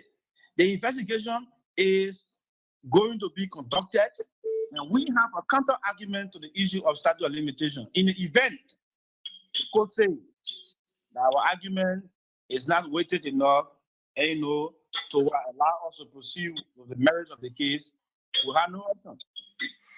Thank against the person, but the person will feel it from the public resentment. That's what I say. You're not going to be elected to any public office. I'm sure the public will not going to elect you anymore to any public office. So you're going to have yourself to blame for the rest of your life. You're going to live with that. Thank you very much. Let me go back to the lines here and welcome James Wazzy from Minnesota. Wazzy, welcome. Yeah, Mr. Kevin, how are you, sir? I'm doing fine. GST Roadrunner, how you doing? I'm okay. I want to say good evening to Councilor. I want to say thank you so much, and I think we are not going to crowd for time because you're sleeping time over. Thank you so much. I want to ask you a question about. Are you getting me? Loud and clear. Okay. Yeah, okay. I wanted to ask one question, but you answered the question already regarding to the power the government has to, bring people back in Liberia, those that commit crime. But that question. So I would just buttress certain statement you make or certain things you talk about when Mr. Gardner asked you a question about, some people are saying that this president is corrupt and what you got to say about it, and you make certain points. You make certain statements. I realize that this is the problem we Liberians are facing in Liberia. I hope people do understand that we are living the 21st century, and they should try to realize that and fit within that category. You make a statement regarding to Liberians, what they are saying today under this government. Some Liberians feel like it's not real. I think based on the development and the local fund this president inherit and try to make use of it. The Liberians are feeling like this is not real because I feel like the past government, our past leader has crumbled our economy, our country. We stole a lot of millions of dollars, and the Liberian, we didn't see any development from those money that brought into the country in the year that Liberia had 40 million or 4.6 billion outside. We haven't seen any development from this. And this government came in power with a little resources, and he's managing and giving the poor people that they didn't think that they ever step on or come out to collect, excuse me for that language. Now this president is building a housing for poor beach people that feel that some Liberians have felt that their hope has gone long time. They have no more hope in life. This president came about and building houses for the poor people. I think so the opposition or we Liberians, some of us we see it as it's not real because this is impossible. That today we will be going to Lofa, that today Kota will be going to Lofa, Kota will be going to the southeastern will get Kota. I think we Liberians have seen it today that it's not real. I think those are some of the reasons why people have come out to say, oh, the government is corrupt. It's not corrupt, but this president is corrupt because Liberia, from the statistics, I think the electricity rate has been so high to the extent that our people are not looking at the situation. They are in the 21st century, and they should put themselves within that category of the lifestyle because our past leaders have been lying to us and fooling them. So I want to say thank you for that great point that you make that Liberians still think that any development now that anybody carry on, they see that it's not real, it's not legit because of the past leader. So I hope we Liberians will graduate from this level and see this government and see this president as a development, as a great president of our nation, that we should all put hands around him because things that we never saw back in the days that we felt that we're letting zero us forever in our whole life. That there will be no local country. And this president is bringing us to reality today. I think it is a plus for us, and we should put ourselves within the 21st century lifestyle. And we should start thinking that those things cannot happen because the government having no resources or the past government did not do it, so nobody can do it. I think this president means well for the Liberian people. And I want to thank you, Mr. Kuru. You ready to make my day tonight. I'm telling you because this has been one of the major topics. Every night we come up, people asking what happened to the corruption, what happened to the audit, and you make it very clear here tonight. I'm so happy. I'm going to be driving tonight. Even I'm going to cross the border and go Liberia tonight. I say thank you. Thank you very much, Wazi. Yeah, thank you very much. Let's go to Seoul, South Korea, and welcome Ahash Bewazi from Seoul, South Korea. Bewazi, welcome. Yeah, Mr. Governor. Yeah. Wow, James Robosi. Wow, you talk like the trophy, right? Huh? Hello? Yeah, go ahead, Bewazi. Yeah, let me say thank you to Councilor Gould. I mean, he said it all. And I just want to ask him a question and make a recommendation to him. Councilor Gould, since 2018 to 2019 now, Is corruption the hallmark of the day in Liberia? That is one question. The second question is, can you please help us at GST to make a contact with Councillor Cephas to come on the show? We got a lot of questions to ask him here. Can you please help us get his contact so that he can appear on the show? Thank you very much, Mr. Gilmer, for your effort, and thank you, Mr. Gu, for coming on the show. Thank you, Bewazi. Well, yeah, the first one was question. So, right. Liberia problem, and you answered the question on corruption. Because you see, dishonesty, insincerity leads to corruption, leads to criminality. When you are not honest, you want to cheat. When you're not sincere, you want to steal. And so that will lead to people wanting more than is required for them, more than that they should get. I'm making $1,000, but I feel the $1,000 is not sufficient. I want to make $10,000. But what means am I making $1,000 on the same job? But what means I'm going to get $10,000 on the same job that I'm getting $1,000 from will be to steal. Right. And so because we've gang raped Liberia for many years. Leaders have come, have stolen and gone, some of them have died. They've left properties in ruin today. The children can't even put one thing on it because of the way those properties was acquired at the expense of the masses.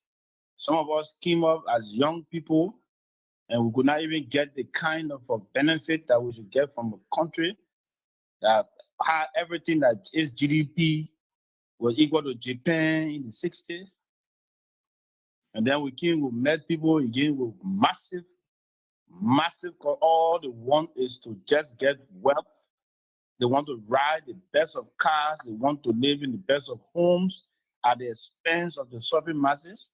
It's all about insincerity, dishonesty, and leads to corruption. That's our problem. And until we can get to the point where we can say, look, enough is enough. There's a time that we put things in place to make sure that we stop this process, this act of gang rape, political, from economic gang rape of our country. Our country will move nowhere. There has to be a starting point. All nations around the world are developed today. They started from somewhere. Today, Sierra Leone is on the brink of making history. That they're wiping the country out, at least reducing the corruption rate in the country. Nigeria, EFCC is doing the same thing. Even though corruption business still on there, but at least they are fighting to make things happen. The United States of America today, not everybody here in this place know they are injured, but because the way they respect the laws and the way they believe in their democracy, that's what makes them to be great today. And so we ourselves can do the same and we can be greater. We're a small country. The resources are there. Singapore don't have no resources. All the country only live on fish. All the country only get resources from tourism. Liberia has almost all. But because a few group of people just want to benefit at the expense of others, they want to continue to subject their friends in their communities. They want to be the only one giving current. They want to be the only one people can go to their homes in the morning and beg for rice and beg for bread. That's why we continue to steal and rape our country. And we say, no, enough is enough. It's time for us to make the change. It's time for us to fight. It's time for us to protect the future of our country. And if we don't do it now, we don't know who will do it.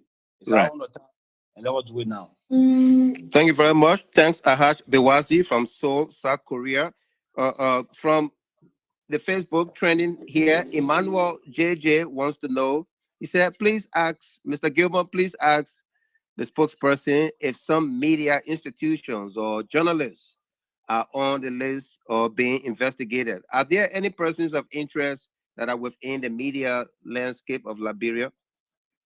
None I know of up to now, to my knowledge. I cannot confirm or deny that. Okay. Thank you. Straightforward answer. Let me take one more from here. Wilton Ketter, welcome. Ketter. Brother Ketter, Wilton. Hello, Mr. Gilman. Yes, sir. Welcome. This is Amos Morris. Amos, I call him Wilton Ketter first. Oh, okay. Sorry. Yeah. Ketter, are you there?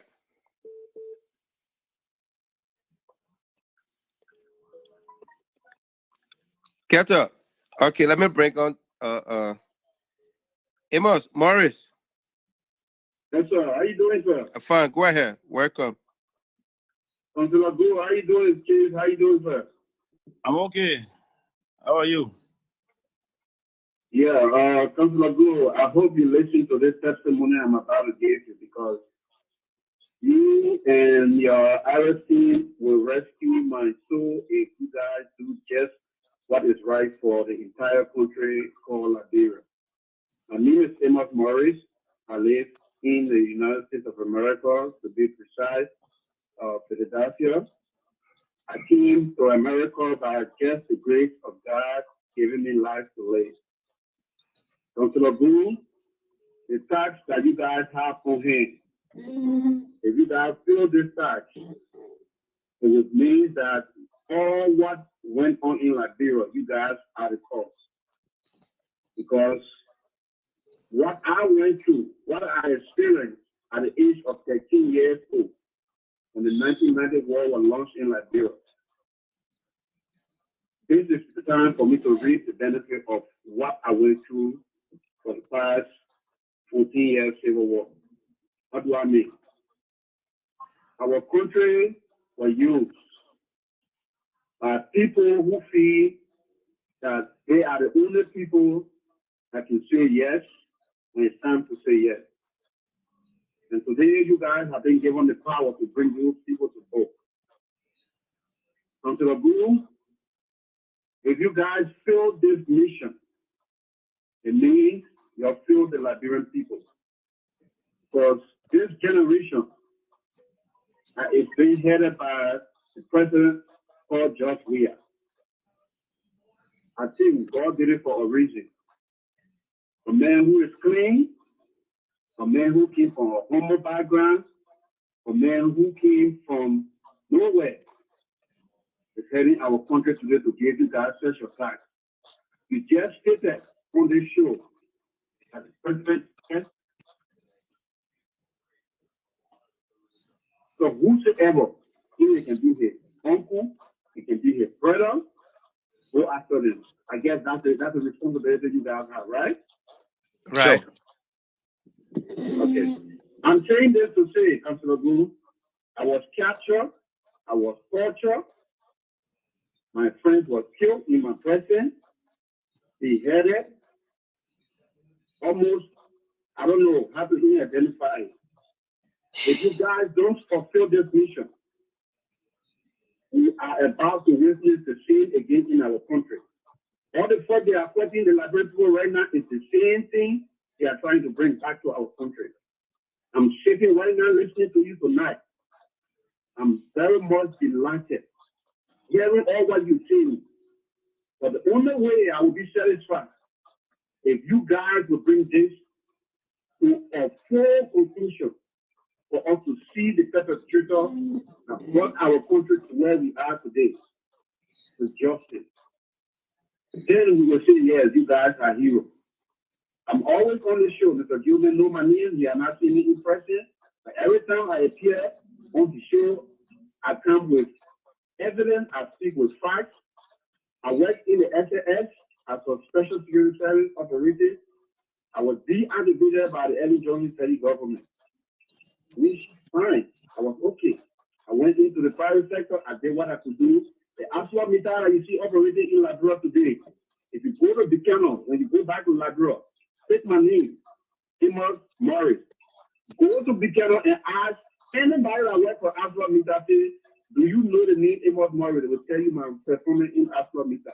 For Liberia to have a railroad in full operation today, this is what I could do and make the sacrifice.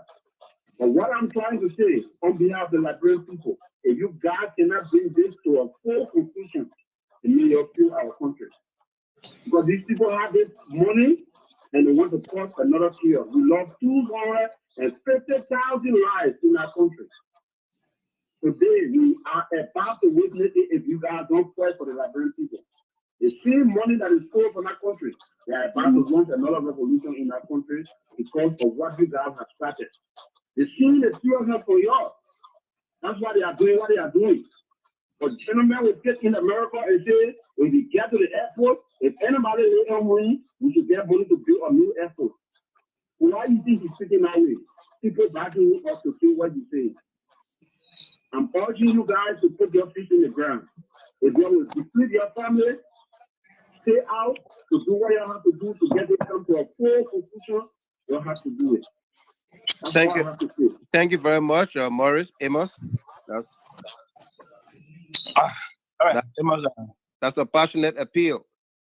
yeah, and that's what we have.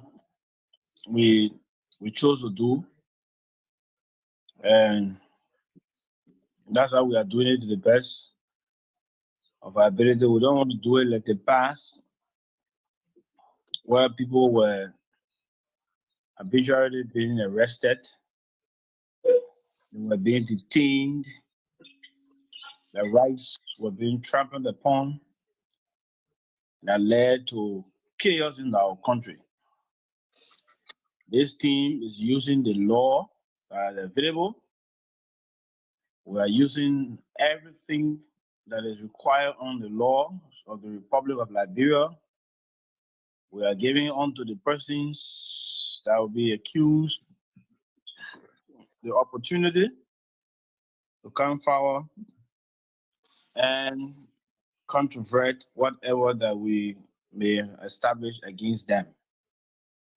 That is the only process I can promise any Liberian, that there will be no time that I will sit on arrest or sit to the Ministry of Justice and use my position to intimidate, to harass any citizen, because I believe that I got power today. Right. Power comes, power goes. But the Republic of Liberia and its people remain. And that's why what happened in the past, we refrain from doing it in the present.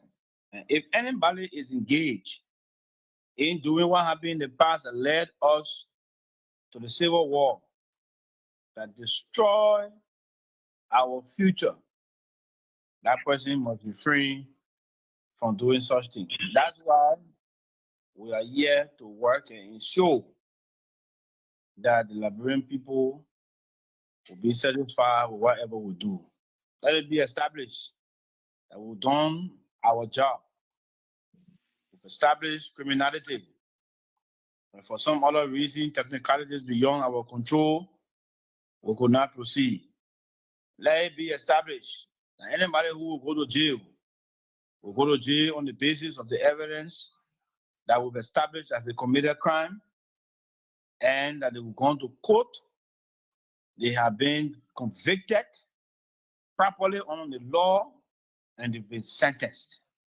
Let it be clear that the rights of everybody that is accused or that is being listed as persons of interest, and that's the first place we started to respect the rights of people.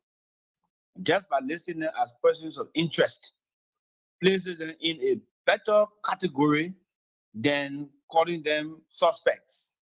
It places them in a category of where they have a choice to come or not. And when they refuse to turn out, then we can now put them in the suspect category. And from the suspect category, then we can now proceed to put them in the defendant category, where they will be indicted and then sent to court. And then from there, they will now be placed in the category of convicts. Anything absent that will not be a part of it. Any attempt for anybody to come and want to introduce a new variable, which I don't see in the face of any of our members. I don't see in the face of the chief. I don't see in the face of Arthur. I don't see in the face of any of the guys, Backway and other guys who are also on the team. I don't see any of them using this particular position to go behind people and wish on them. Right. Who have no reason to wish on. People did it in 1980. By 1990, they were gone. All the people came to power in 1997. They didn't learn lesson. In 2003, they were gone. Ellen Johnson said he came to power. Some people, in fact, Julie Barrington started misbehaving for like 2 years. The 2 years came and passed. When I said he came in power, some people were passing all around the place, told about law and gospel, they could do anything. 2 years gone. Different people in power now. This group will also come to pass. That's what the Bible says, and this too shall come to pass. And when it comes to pass, you must be around to be a beneficiary of history and not to be a victim. Thank you very much, and thanks again, Amos Morris. Folks, if you are just joining us, this is the program Liberia First on GD Hard Talk. We are in conversation with Councillor Lafayette B. Gould Senior. The line is getting kind of crowded, so we'll take 3 calls at a time per answer from him. Some of you were trending earlier on. Let me provide this information about asking the councillor about Ambassador Gus Weah, the cousin to the president who was on the Costa show this morning. Ambassador Weah will be here on Monday, so we don't want to preempt our conversation or make him to respond to that. So we're not going to put that question to him. He will be our guest on Monday, when you will also have the opportunity to ask him questions, listen to the interview, ask him questions, so that you make some informed decision as to whether what you heard on the Costa show or what you will hear on Monday, which side we provide the information, we do the question, you do the decision making, okay? So Gus Weah will be our guest on Monday. We are not going to say anything about him except what we just told you here tonight, all right? Let's go to the line here and welcome a number of callers. 267-2182. 267-2182. Hello? Yeah, hello, Mr. Goodman. Yeah, welcome. Say your name? Yeah, my name is Sekou calling from Trinidad. Sekou, welcome. Yeah. I have one question for our guests. And let me just say good afternoon to our guests instead of them. Right. Yeah. I hear our guests saying about time. I'm catching with them, Mr. Goodman. My question is, if they're talking about time, and the case, some of the case stay 5 to 6 years, and they're not able to prosecute the person, and the person walk away. What did the public stand to prosecute that person who stole from the Liberian people, or have all the horses or the property in the diaspora? What did the public stand to prosecute that person? Thank you. Thank you very much, Sekou. Let me bring up Delano Tamasa from Bismarck, North Dakota. Tamasa. Yeah, thank you, Mr. Gilman. Thanks to Councillor Gould for coming up to take questions from us. But first of all, let me extend my profound gratitude to the President of Liberia, Dr. George Weah, for the unapologetic political will to make sure that he's willing to put teams together to investigate this particular matter and to put stop, a holistic stop to this deadly cancer that is in our country. Quickly to Councillor Gould. On August 4th, there was a stunning revelation that was made by Councillor Arthur Johnson. And in that August 4th press conference, he disclosed that the asset investigation and the restitution and recovery team is presently investigating a case that is involved with several expenditures made by the government of Liberia up to 2018 that amounted to almost $500 million US and more than $1 billion Liberian dollars through the Ministry of Finance and Development Planning since August 4. So my question is, what is the state of that particular investigation since August 4, and now we are almost in November? So can you speak to that, please, Councilor Johnston? Thank you very much, Delano Tamasa. That's a very good question there, and I just pull up the video from that revelation. In fact, that was August the 2nd. The exact date was August the 2nd. Yeah, thank you, Tamasa. Let me bring this other color here. 704 4642 704 4642. Hello, your name? LIB Pure. Yeah, from Fargo, North Dakota. Yeah. I was just about to tell my question. God, I've been on not too long. So anyway, thank you so much for bringing it up. No problem. And I want to say thank you to the land councilor, Councilor Labiaku, for your liberation. I just have one complaint. That's all. And I wanted the land councilor to please answer my question in related to the former defense minister. There was the rumors of former Canada. The former defense minister was being called for hearing, and he did not appear. So there was also a writ of arrest on him. I don't know if it's true, and if it is true, he's been arrested. Thank you. Thank you very much. Those are the three questions. All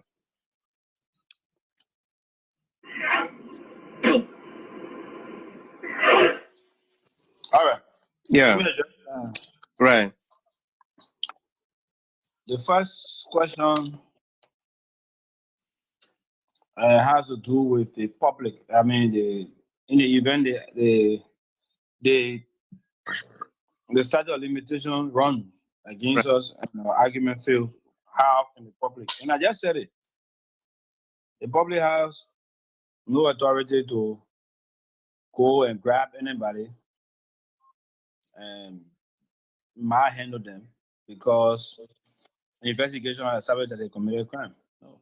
But the public has a way of prosecuting people, and that is by isolation. And I said it. When it's established that you committed a criminal offense, and we went to the court to prosecute you, and the court said, no, you can't prosecute the man even though you committed a crime because the statute of limitation has elapsed, we'll leave it with the public to decide. There's nothing we can do. That's what the court says. You can't do anything by it. You can't challenge the court authority. We'll leave the public to decide.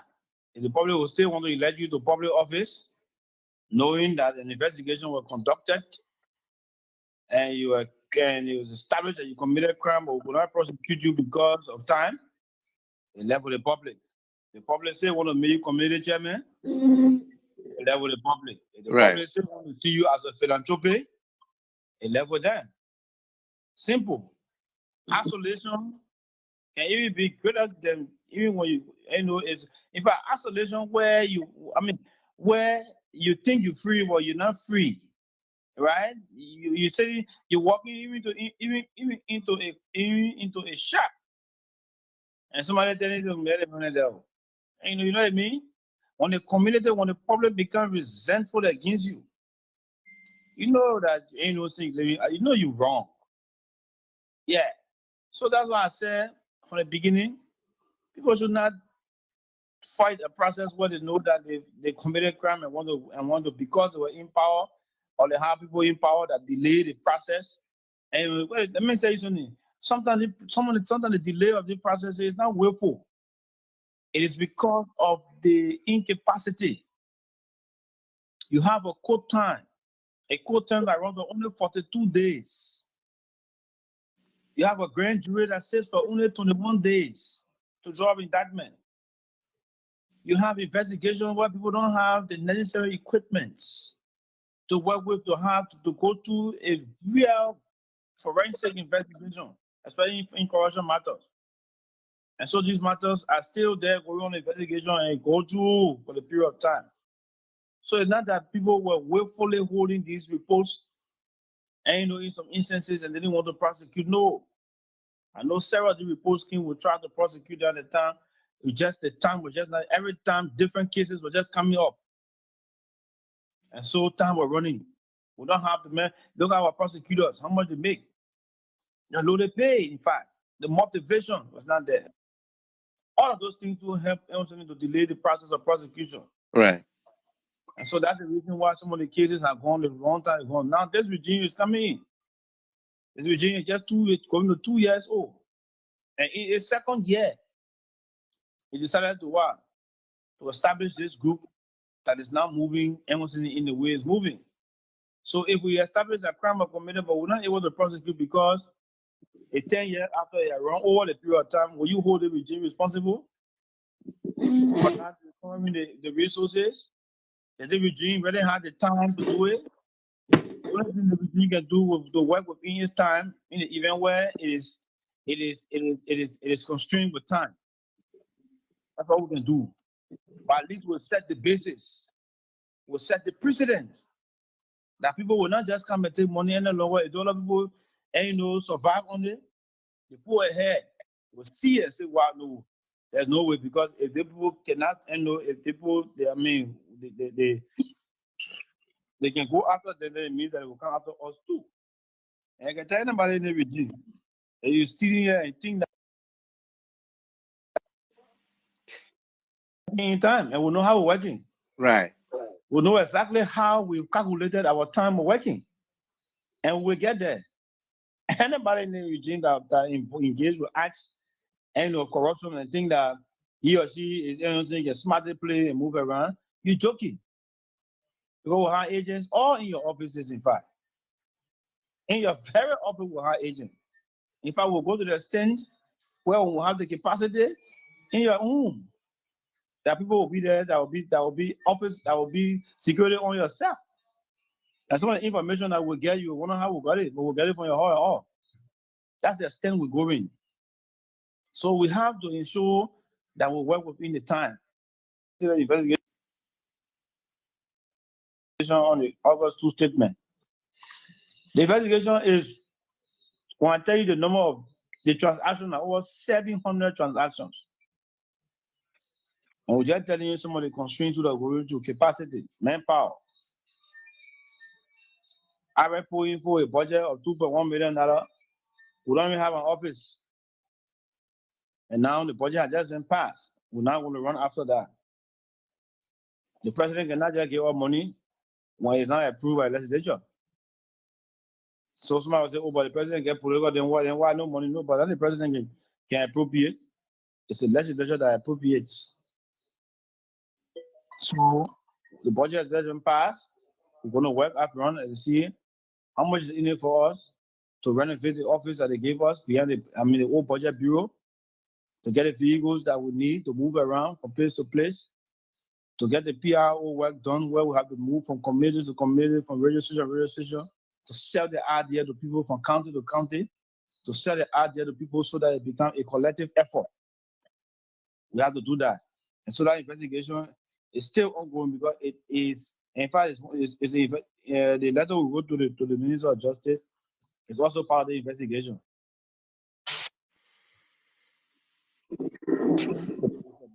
Huge investigation, and you find out they deal with records.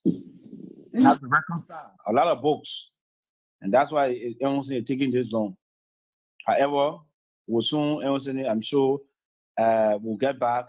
We'll complete the investigation on that one before Christmas, and we'll come out with the Liberian people and inform them. Somebody talk about the defense minister. Right. Yes, the former minister was under investigation, and it was reported that money for the AFL pension fund was used. According to the defense minister, he used the money for AFL matters, and other people said that he misapplied the money.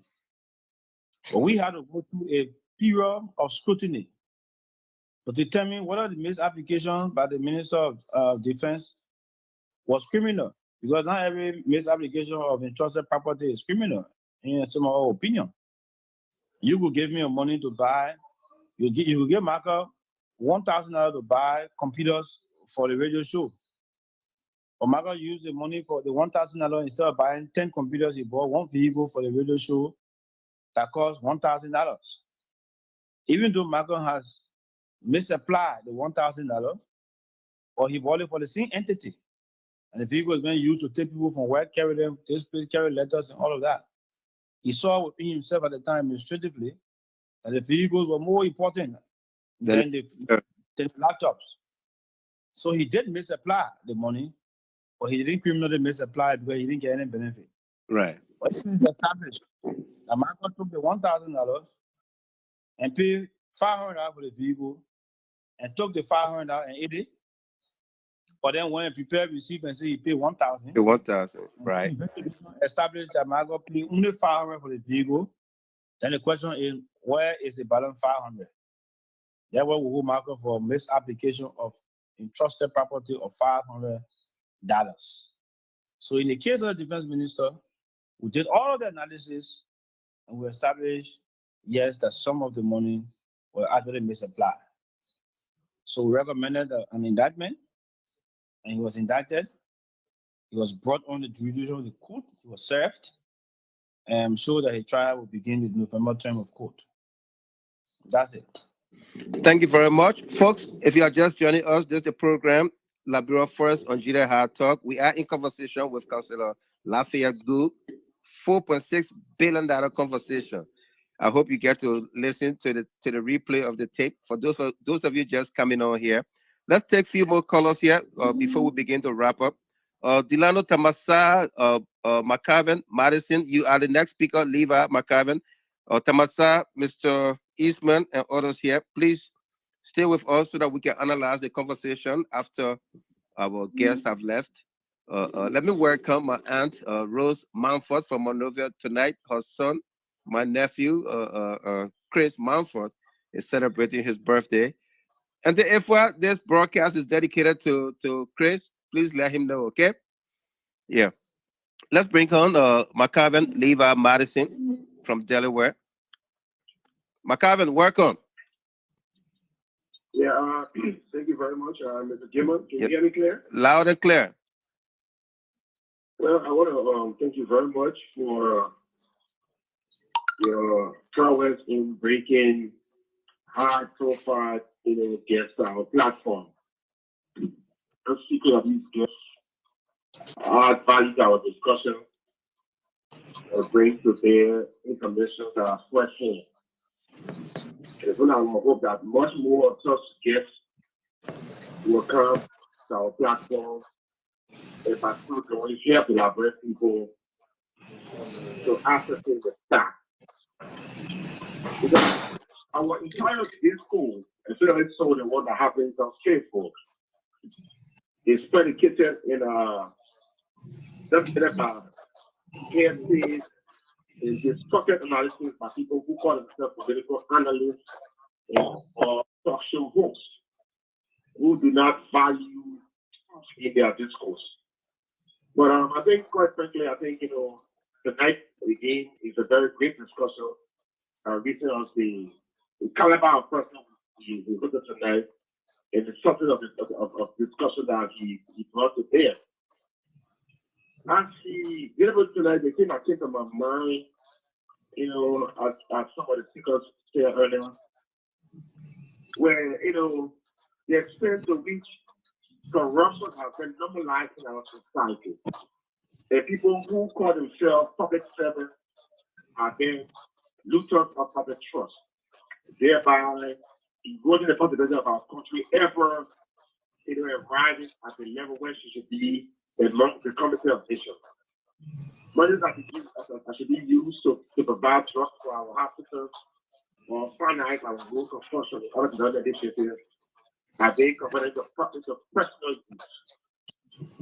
In the case of that, it's one of interest because the money in question is of such substantial value to the extent that if we even succeed in retrieving at least 20% of the money in question, it will help to kind of put Liberia to a level where at least there will be real development even to the tone of road construction, hospitals, schools, and the bank. So the question that is there is the fact that Liberia is a very close society, such that some of the persons who may be, current contributors of the act, may be friends of people who are in government and also the members. Some of them may be even in this very same government. So the question I want to ask the later council is, what mechanisms do we have in place to mitigate the prospect of conflict of interest, such that if one of the questions is the relative of the president or the council itself, the laws will take its course. Thank you very much. Thank you, Levi McCarvin Madison there. Lawrence Sulonte. Sulonte, welcome. Sulonte, you there?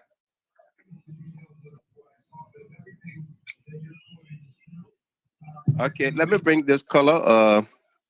It bears the name Laurie Peterson from New York, 917-4147. Hello, your name, where you calling from?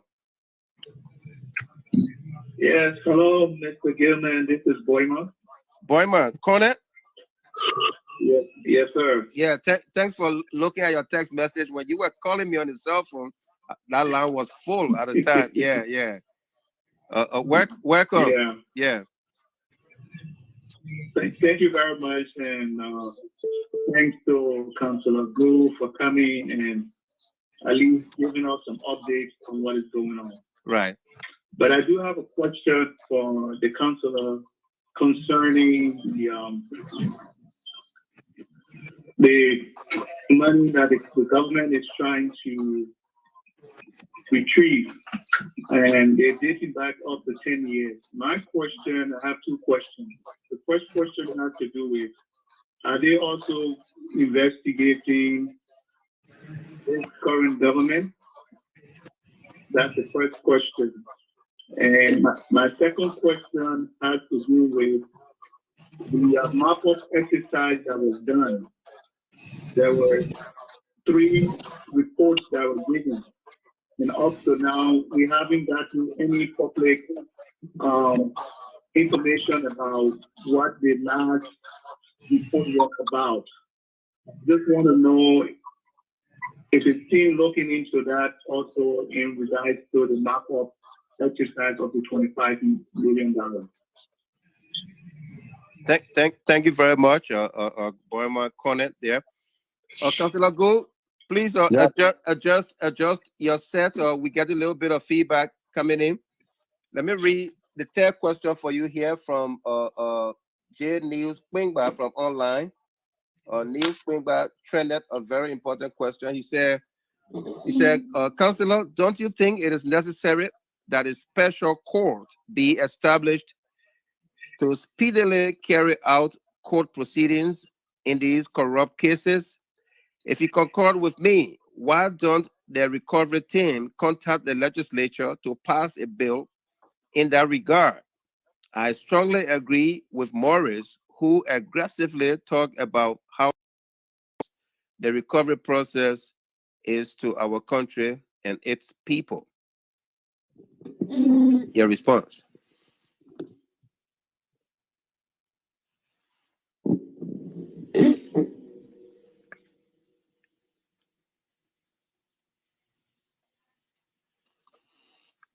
Folks, bear with us here. I think either his line is frozen or bear with us. Or we lost him in the process there. We'll go to a quick musical and and we'll try to get him back, okay?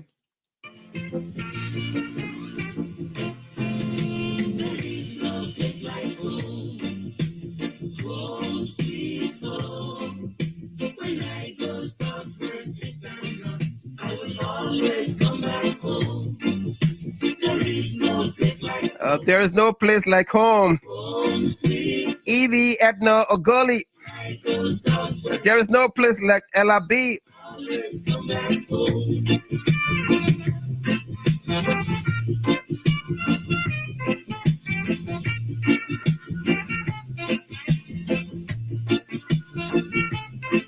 There is peace in my home, there is love in my home, everything is fine in my home. How can I do without my home?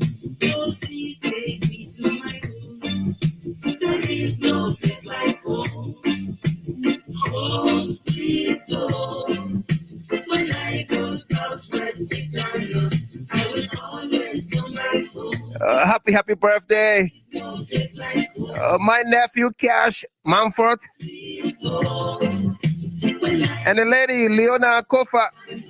I will always come back home.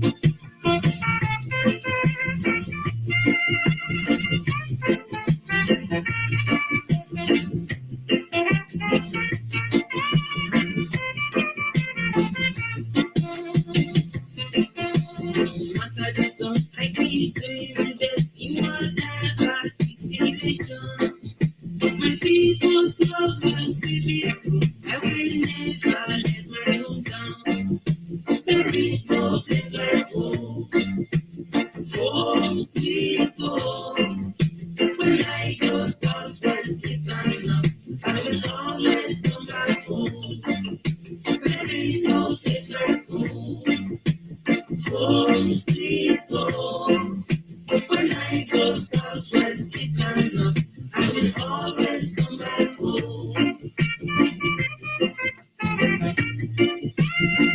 Emmanuel JJ says it's 1995 music.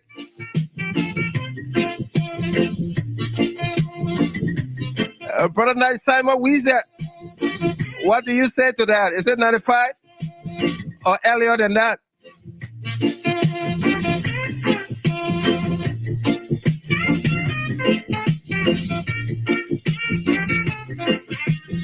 Jimmy Eastman might know. Folks, we are trying to make our way back to our guests. So continue to be entertained.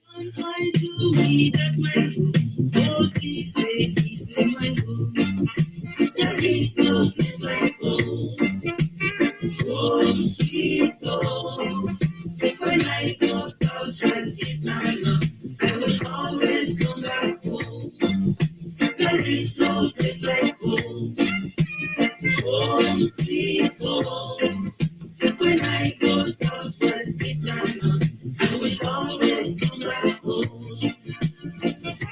Absolutely, before the 90s. Simon Weezer.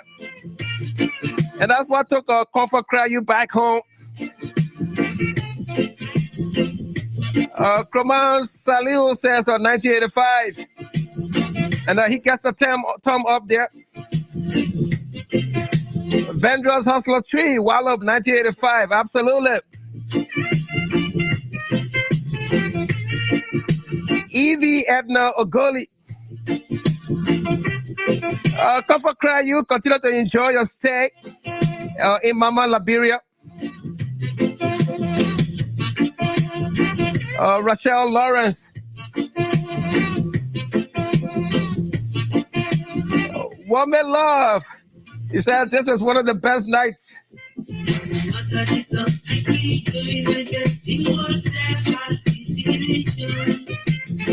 Saros Isma, 85, 84. There is no place like home. Home, sweet home. When I go southwest, east and north, I will always come back home. There is no place like home.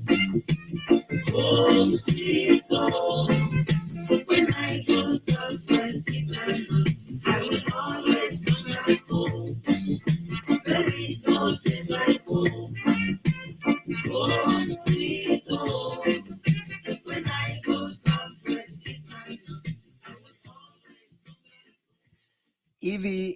Ogoli there.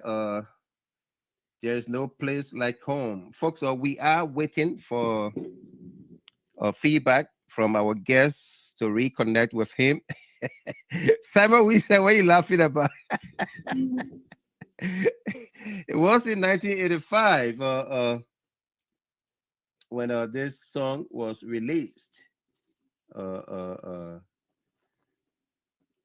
by Evie Edna Ogoli right here. There's no place like home.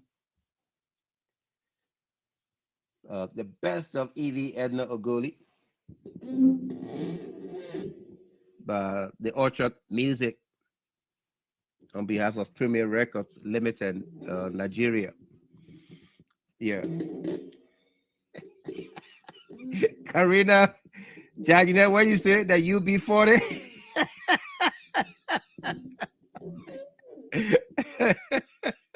Rodney Peabody, Mr. Gilmer, every night just gets better on Gina Hard Talk. I know, right? Thanks too, my brother. Let's take Lawrence Solonte, are you there? Prince from Worcester. Prince, are you there? Yes, sir, Mr. Gilmer. How you doing here? I'm doing fine. Welcome. Thank you. Thank you for the show. I just came from work, but I've been listening to the program since then. Right. Yeah. So my little knowledge about what I know during the Ebola time is about the money thing. Mr. Gilmer, we raised our life. We raised our life at that time, Mr. Gilmer, 2014 up to I think 15, 16. Right. If you heard that the Active Case Fund, I was one of those that were going from community to community, right. Most especially in our community, asking people causes that we never knew. What are people, how Ebola, what are people, somebody died from Ebola who are going, so these people getting information. But the staff at the rate at that time who talk was Mr. Gilmer, any of us, most especially, I'm talking about me either, who come in contact with any of these people that were infected. But it came a time I was paid. You know, we had a meeting and they said they're going to be paying us $150. Right. Mr. Gilmer, at the end of the day, that money came down to $80 a month. $80. So us even to get that $80, we had to protest. We had to go as far as the country director, USDP country director at that time. Mr. Gilmer, there were people, these guys had people connecting them.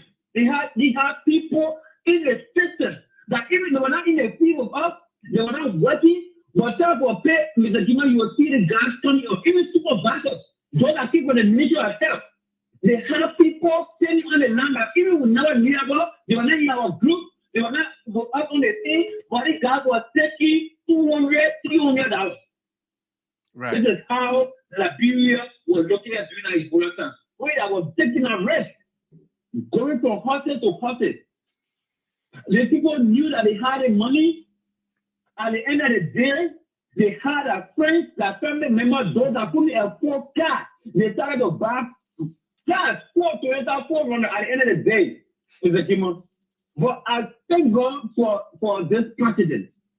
I thank God for the president because the change he is taking to show the Liberian people that whatsoever he is doing, he comes to the presidency with free and clean hands. Let them know. Okay? Let them know that those that have been taking the Liberian people money. Look at what the program was just explaining. Somebody you to Alassane and me. Can this man just walk out of this airport without somebody getting and begging him or without somebody carrying to the system? Mr. Gilmer, Liberia will be Liberia until this president, we believe in, I believe in, will put a foot on the ground, no matter how the opposition criticizes, we know because some of their hands are in the money. Even before the election, some of us were there before I came to this country. Before the election, workers started saying, there's new money that keep up the 100, the 1,000, the 500 bill that keep up. These people were in community to community, giving people money. I attended a meeting. I attended someone at meeting. When I was United Party, opportunity, I attended a meeting. Right. They have money, they had a new money dividing on people. Where did they take their money from? They had a group called, I don't know, Nemo. Okay? They were dividing new money when that money just it up. It begged for them. This is how the people keep it up. This is how they are keeping on. They must have the power again to do the same thing. Now they are using people to go against the government for nothing. But we thank God for this president. He stand for the truth, and only the truth he stand for. So thank you very much, Mr. Kimmer. Thank you very much, my brother. Thank you. We have our guest, Councillor Gould, on the WhatsApp line because he got a problem. Councillor Gould, please listen in on the WhatsApp and mute the video in the background. Yeah, I'm trying to. I want to reconnect with me on Facebook. Oh, you want to reconnect on Facebook? Yeah, I just sent the request. Okay, awesome. Yeah. Okay. Right. Folks, bear with us here as we link up with our guests. We are almost there before we bring on everybody for their own analysis on here. Yasa Zina, welcome to you. William Batum, welcome. Helena Flomo, welcome there as well. Right.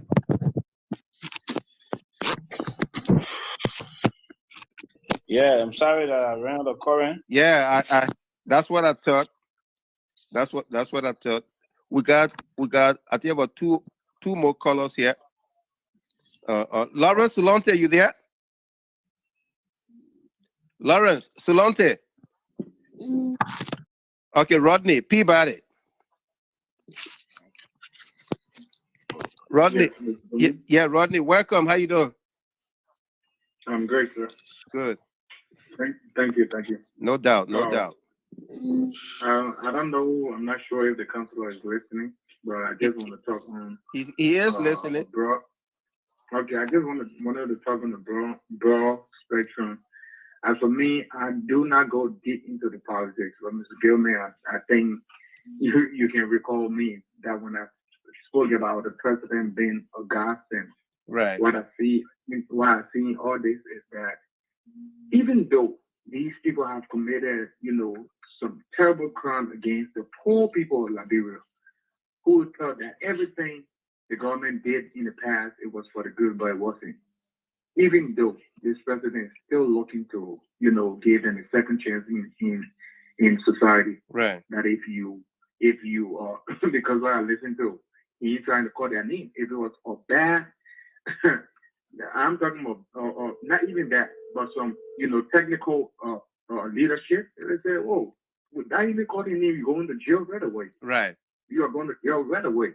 Whether you get the money, we will seize all your assets and all that. I think if you understand what I'm saying, right? Right. But this president is giving them chance to also, once we have suffered, spend money behind you, trying to figure out, you are responsible for this crime. We're still going to give you chance to make it, make payments, and then after that, hopefully you can be free for the society to deal with you. Right. All I see in this, man, just this president trying to make Liberia a better country for everybody, despite knowing people have done wrong, knowing that people have been suffering because of certain people, because of this few. But he's still trying to give those few, chances just because of Liberia. So I wonder sometimes if other Liberians really believe, already think that they have love for that country, or it's just because of the country, not the people that are in the country, because the people that are in the country, they don't want to make the country. So if you just say, "Oh, I love the country because I was born there," but the people that's in the country, Mr. Gilman, me and you can open the refrigerator any time of the day. Anytime, day and We night. have any time of the day. We have something to eat. We have something to drink. But not those people down there. Like I said, when I go to Liberia, I don't just go because I want to go short. I go to places. I meet people, the poorest people. And Mr. Gilman, or if you don't have a straw hat, you just be crying all day. So for me to still see on Facebook people downgrading the president for imagine the things that he have done in 1 year and 8 months. It to me, it's just like some people. That's why I'm turning it from hate position to people being evil, because that's complete evil behavior, Right? evil thinking. It's just not physical anymore. It's spiritually. So when people say let's pray, we ought to pray also. But thank God that we have a man, a father of the nation like President George Manuel Weah. No matter what anybody thinks, because they have called me names, they have said everything. But I will stand because I know, Mr. Gilman, my instinct, that spirit of discernment that God gave me when I put my hand on somebody, I think this person is okay. They are good. When I say I don't know about this person, trust me, 99% of the time, you go up, you come down, that person will show themselves. If you don't know about the person, what you can put your foot on there. No, I can slap their head. And after that was it. Yeah. Thank you. Thank you. But I just want to say thank you to the counselor also. Yeah. He have clarified things that I've been thinking about. Right. You know, like when people speak the truth, Mr. Gilman, you know that they are telling the truth. Right. When people speak the truth, you can see it in their voice. You can see it you can tell. To me, it's not see, but you can tell in their voice, in their posture, and all that. So right. I just think, man, this president is going the right route, and God bless him. God bless you, Mr. Counselor, and may God continue to, give you the strength and the the speed of, thing to go on. Thank you very much. Thank you. Let's take our last caller before you respond on the WhatsApp line here. 780-3776. Hello, your name? Hi, Mr. Gilman. This is Philip Popanta. Philip? Yes, I've been calling. I said, look at Mr. Gilman. It's not going to take me tonight. Yeah, I had somebody on the WhatsApp. Next time, if that happens, just trend with me and your number. I will call you back. I can take up to 10 persons on the WhatsApp, but if somebody's there, you can't just come in. I got to call you to connect you. Okay, that sounds good. Okay. Welcome. Yeah. Thank you. And I just want to say thank you to our guests too for tonight. At least you know our heart down too. Right. For the conversation I give the customers. So I'm really happy. One thing I can say to anyone on the listener today that on the show, if they have their $5, they should go and buy property like it, because the skin that George Weah is taking, our president is taking, like we were going to turn into something different that people to buy, have luck, they're going to cost a lot of money. Because Liberia is going to prosper. We're going to get to the limit that we compare to America. Trust me. The step our president is taking, that bold step, that people is seeing it, they're seeing the positive things. But because the opposition, they know that tomorrow the next president will be president of Liberia. It will be based on George Weah. He's going to put that president hands up. So they are fighting everything. But we are seeing the prosperity, we are seeing the happiness, we are seeing the greatness in Liberia. So I can tell you, brothers and sisters that are listening tonight, start buying property in Liberia. Start going home, start investing, because it will be late for you if you don't do it now. So I just want to say, that's what I want to say tonight. Thank you, Mr. Thank you very much, Prince. Thanks for the patience too. Let me add this there so that you respond before we take away your closing comments here, Councilor Gould. From James Gidia City from South Dakota. He said, what is the difference between real estate bond and insurance bond? I think the question comes from what are these folks, these persons of interest or indictees posting or bills, bonds? Are they posting insurance, real estate bonds? Did they get the question on from J News Springback? about establishing a court that will fast track. Yeah. Yeah. Yes, I have all the questions. Right. Thank you. Let's hear it. Okay. Thank you very much. I'm sorry that I went over, ran out of current, like I said earlier. Right. But, I talked about conflict of interest, and I think I addressed the issue of conflict of interest earlier. Probably he came on late. Right. Said there's no member of ARET that can place itself in the position of compromise because you will not remain on ARET. And if your positions of compromise tend to injure the work that we're doing to the extent that it makes it difficult for us to proceed against any individual because of the level of compromise, we're going to ensure that we'll file criminal charges against you. Who said it? We also said that there's no level of influence by any government officials on ARET. ARET is an independent team. The President of the Republic of Liberia has made it clear that ARET should go about and do its job, taking into consideration that the law is the only weapon that we have available to us for us to use, and we should use it professionally. He himself has said it.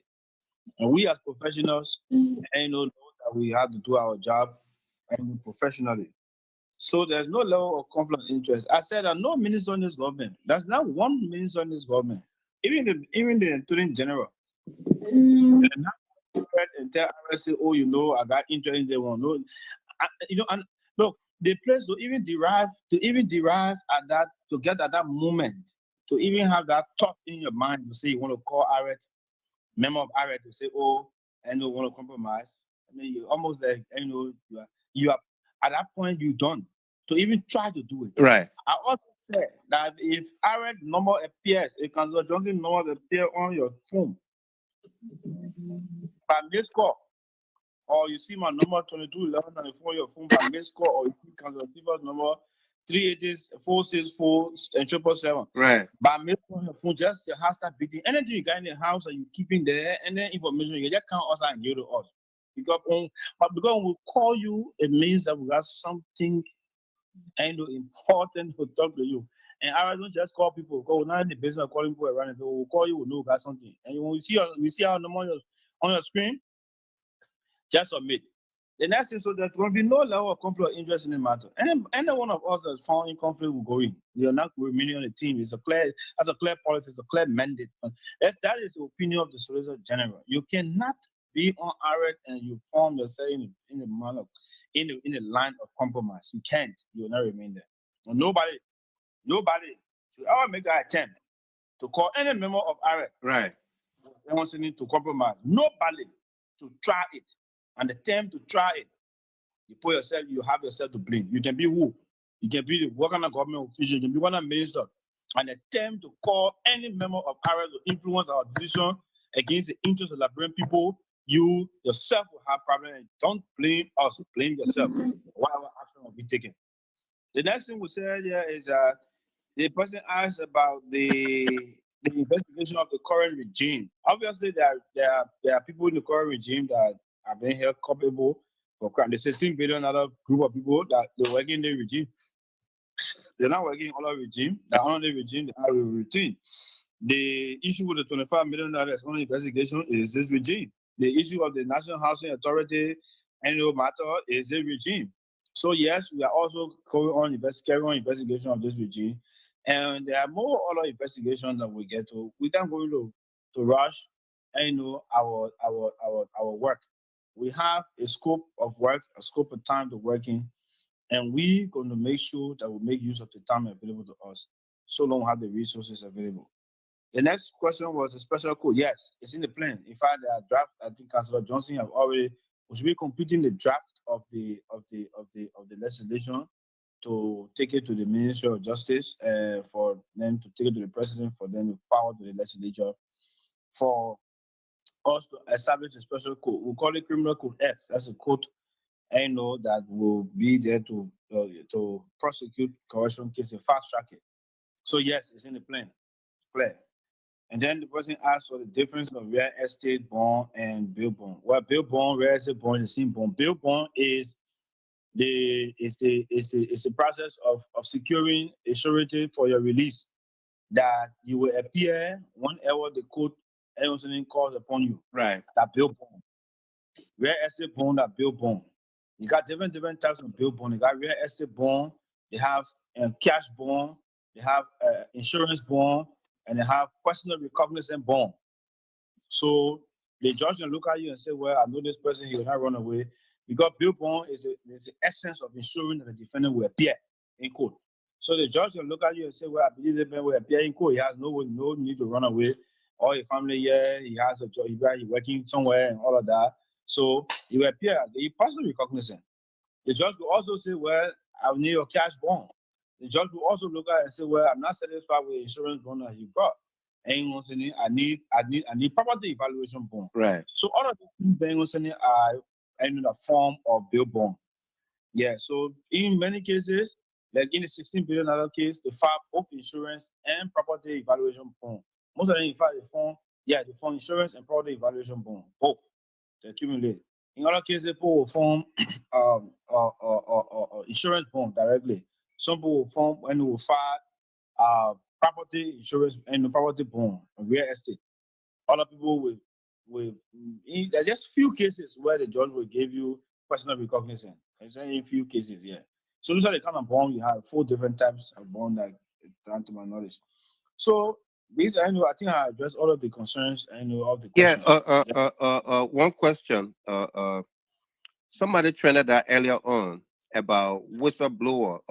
How can a whistleblower somebody want to contact IRET to give you some information about anybody that perhaps could be a person of interest for your team? How do they? Yeah, if you look on my Facebook page, everybody have my Facebook page, Lafayette B. Gould Senior. You look there, you will see that I did post the numbers of IRET, the hard numbers of IRET that you can call. Right. But I will call some of the numbers here now. You can call 0777 537713. 0777 537713. That same number is 086. That is Councilor Arthur Johnson number. Okay. That ought to? Yeah. You can call 0886 22 11 94. 0886 22 11 94 and 0776 735 297.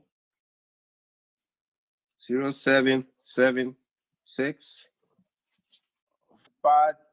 735 297. 735 297. Those are my numbers, and then you can call 0777 380 464.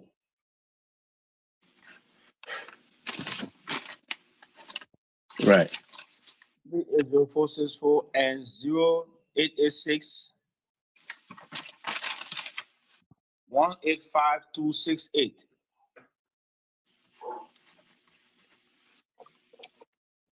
Those are the numbers of the Solicitor General. Right. Thank you. So you can contact any of those numbers. Right. And you can get us and you can give us information as a whistleblower. Okay.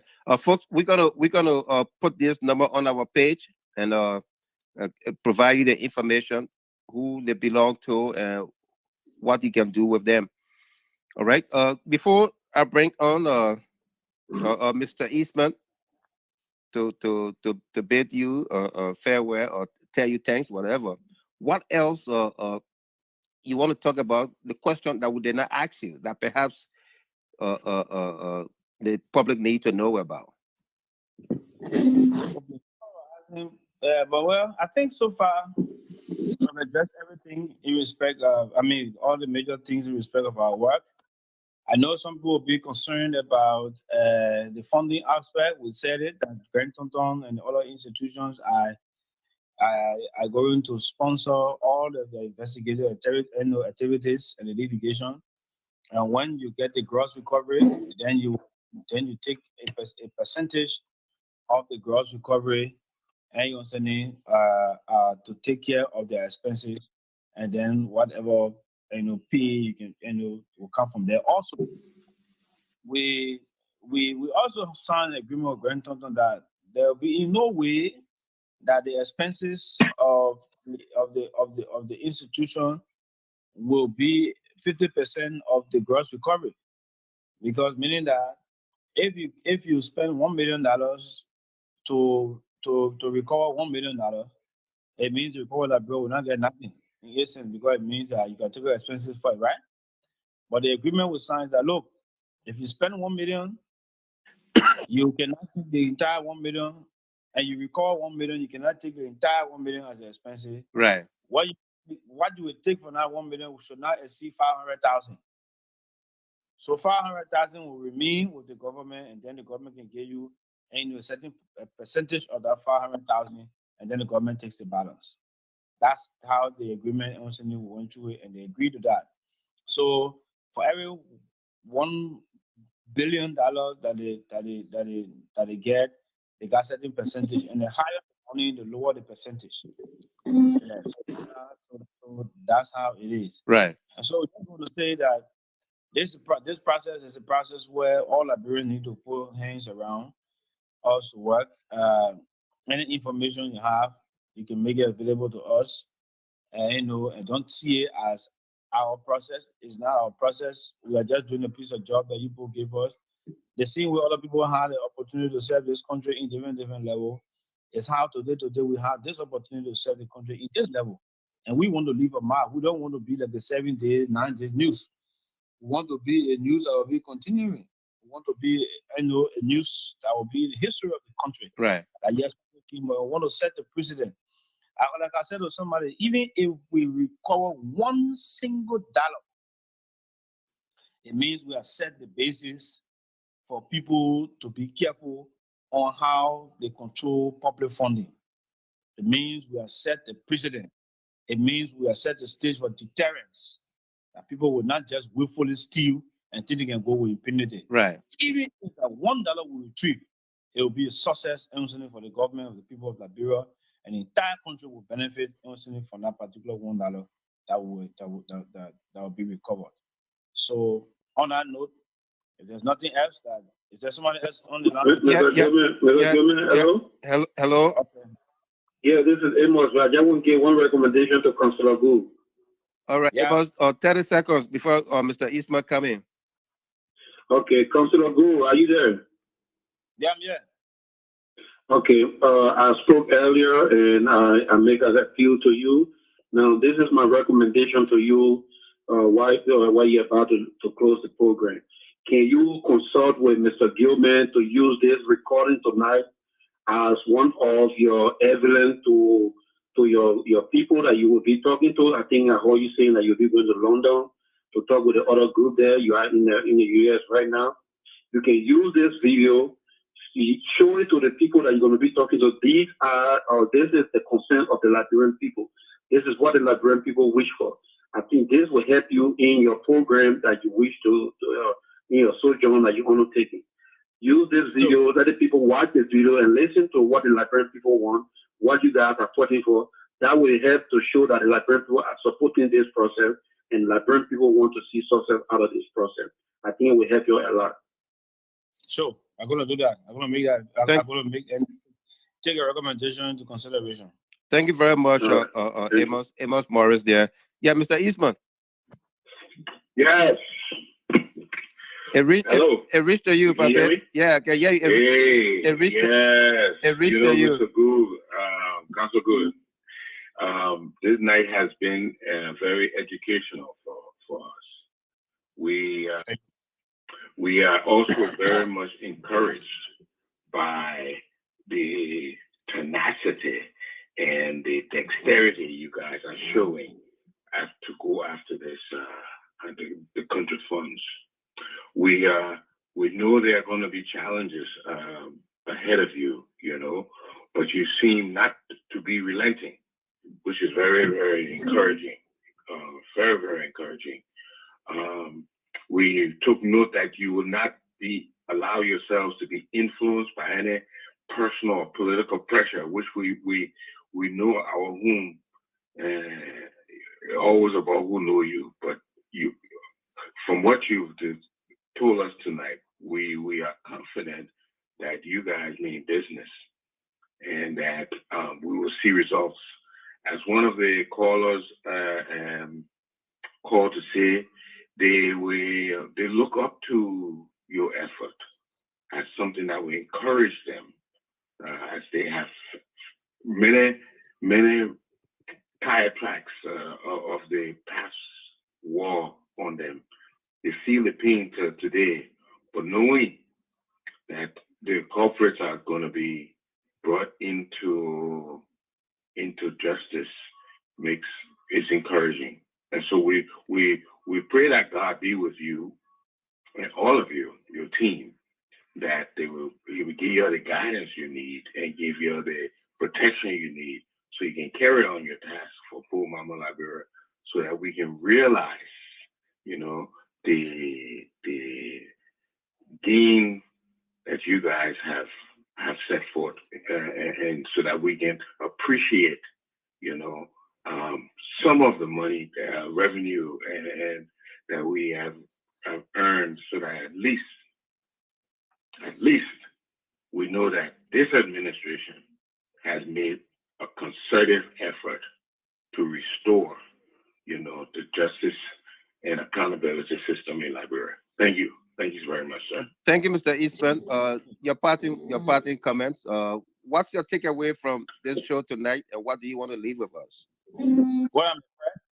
What do you want to leave with us? Your takeaway, and what do you want to leave with us? What I've taken away from this session is the fact that the impression that many Liberians are concerned about this effort, and they are willing to give their all to ensure that we succeed. And as we go back home, we're going to take into consideration some of the recommendations, and work on it. And those ones that are fit into the time for us to work and make things happen, we'll make sure that we fast track them. So I'm grateful, for the opportunity. Right. What I want to leave with this show, and which is the opinion of the Solicitor General, and that has become the motto of ARET. There's no mountain too high to climb. There's no valley too low to walk, and there's no sea too deep to swim. The foreign ARET dragnet will be caught and brought to justice. Thank you very much for the opportunity, and God bless you all. There is no CLLR to dance alone, right?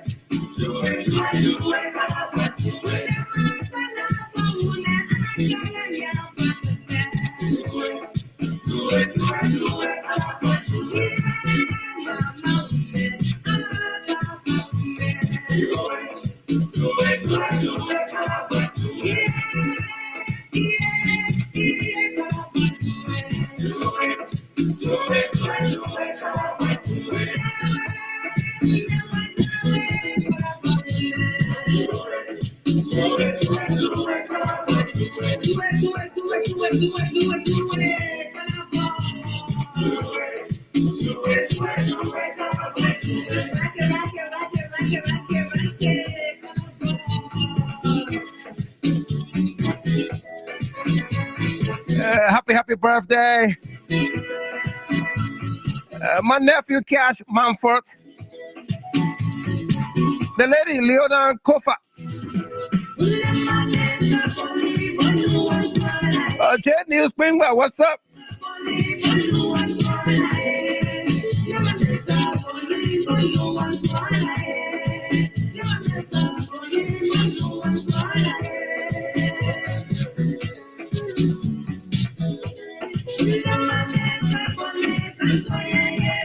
Mambu Willie, Elijah Weltia, Countess Bay for Terracoma, thanks 4.5 billion times.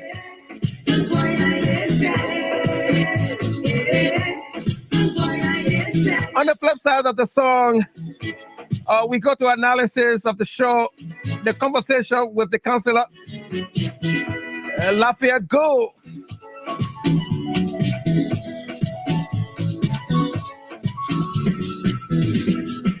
In the back room, Delano Tamasa, Stella George.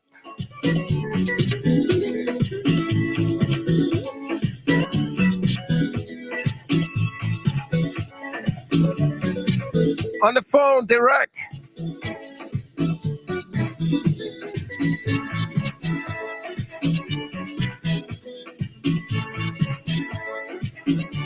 Mr. Jimmy Eastman.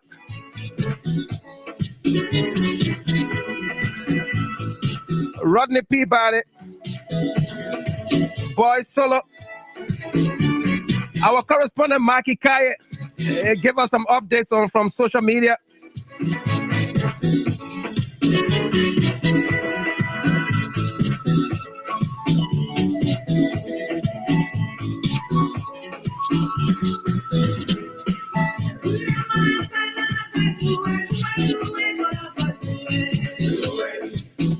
Laura Oski, welcome.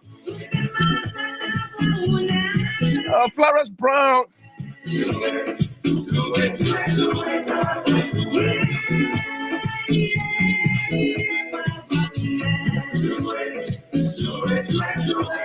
Tareen Queen. Everybody wants this song. Okay, no problem.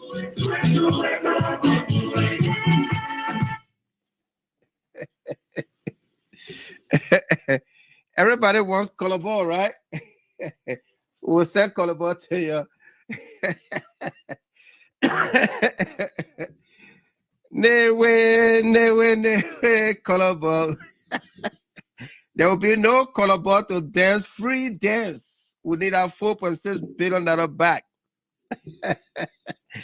Let's bring on Maki Kaye to give us some updates from social media. What's trending? What's not trending? What's making headlines? Maki Kaye, welcome.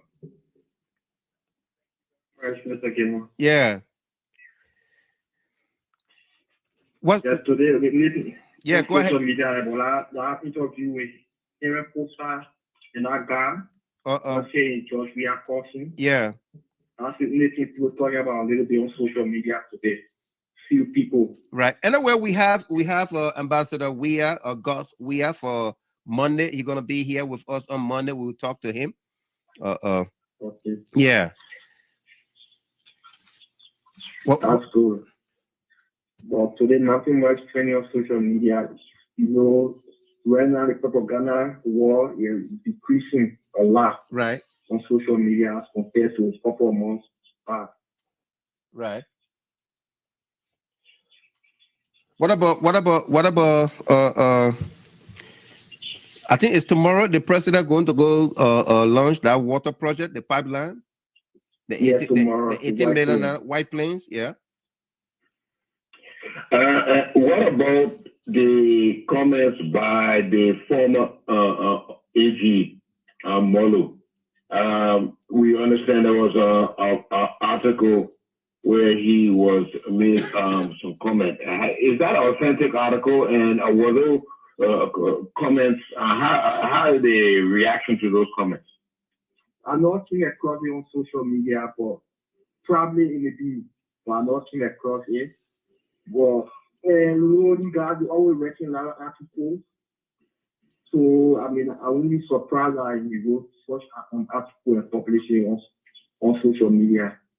I not came across it. Okay. Okay, Mikey, what else is there for us to know? I think right now they're listening to a counselor and without a call in, so right. Maybe we all can get some of that. Yeah, best.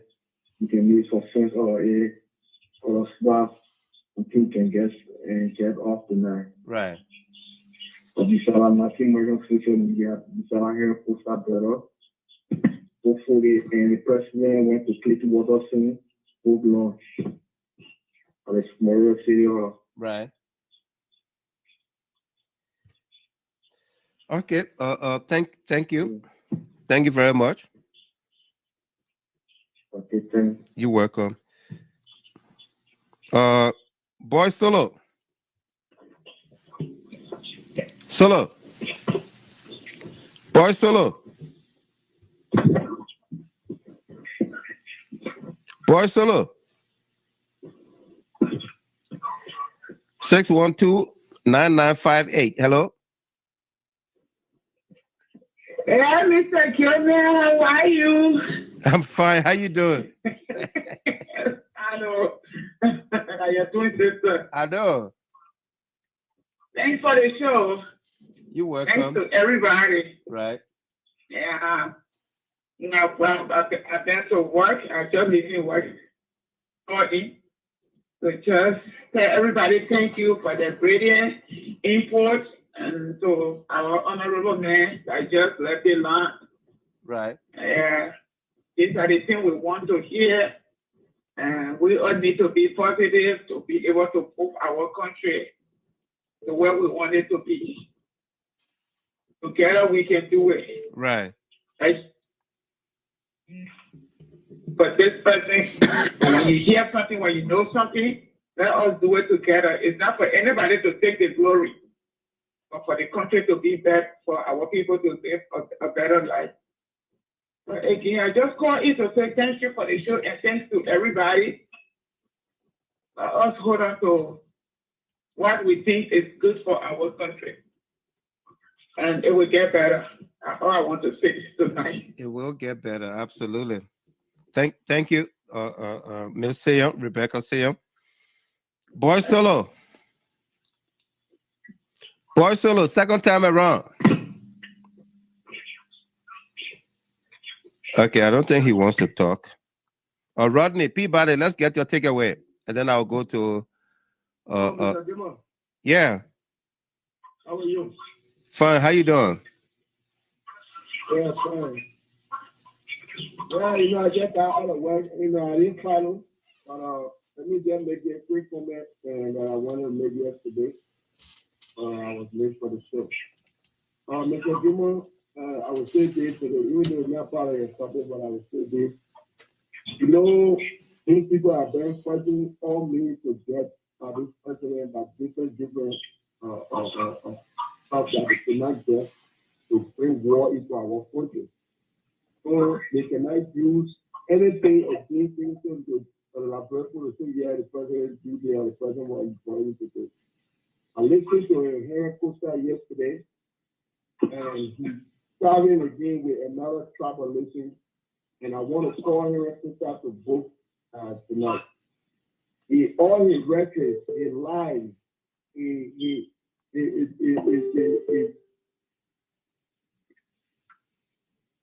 Nigeria. I want you to understand that when you're thinking this right, it's the wrong way he's going now. I'm sending this strong message to Henry Costa. We, the Nigerian and the Crown people, we love people. We always like to be calm to people, but we are not stupid people. It's the same thing the day that brought the war in Iraq and in Liberia that destroyed more than 200,000 people's lives and property. He's coming out today to say that the president only appoints the substitute, and the president only believes in the Crown people because that the Crown people protect him.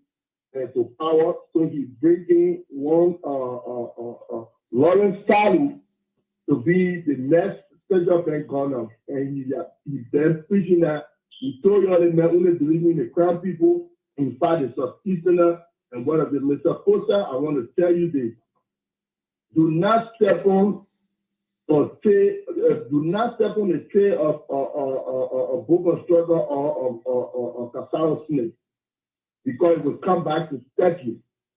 The people you use all your reference, all you say things, don't read the president, don't take people for play. In this country you're in, we're calling upon you, we're warning you to leave the Grenadians and leave our country and leave our brothers and sisters, leave all of your rhetoric and your hypocrite attitude. If you continue to go that route, I'm calling upon you now, we will go after you. We will not stand and look at you and like the ordinary Liberian. We will take you down in this country, Mr. Kusa. So I want to send a warning cry to you. You will not use the president for any of your wickedness. President we are all Liberian. We entitled to any facility in that country, any appointment, any ministerial position, we entitled to that. If you look in the government, you check how many Nigerians that work as a minister or director in the government, you will not find even 5, or you will not even find almost 3. But I'm telling you, if you leave our knee and don't bring the Nigerian knee into this, that is same thing you say your brother war on the tribalism thing and destroy us. We will not get your chance that while you're in the past. Before you continue your attitude, we will stretch you down before you continue. So I want you to get it in mind today. This is a clear warning going on to you. So thank you for having me, Mr. Demo. Thank you very much, boy Solo. Views expressed here are totally those of our colors, and they are not GHTs. So to each his own. Let's welcome Stanley George from Louisville, Kentucky. Says Mariah, you are trying to call me on the phone. The line is full, so call the back room. We'll take your call there. Stanley George. Thank you, Mr. Gilman. Yeah. Thank you for this Gillian Hard Talk show. This show is a show that bring out information fight. Not policy, not sentiment, not speculation, but rather bringing the fact to the table. And today again, it is unprecedented information that we have gathered today. It comes to the asset recovery process in Liberia. And I have a question, and maybe someone can also the document I was talking about. It was a document I was told about the fast, of 5 billion. Probably give me the document I'm talking about when I was 89 in regards to whistleblower, and then that of the African Parliament. And my question I was asking was that I didn't know what was going on, but I don't know what's going on. Okay, welcome on this show. We'll claim that you are Mr. Gilman have been of Asian blah blah blah blah about you in the House on Doubt. That's why I try to bring that question out. How late did the government came to the point to organize the recovery assets team?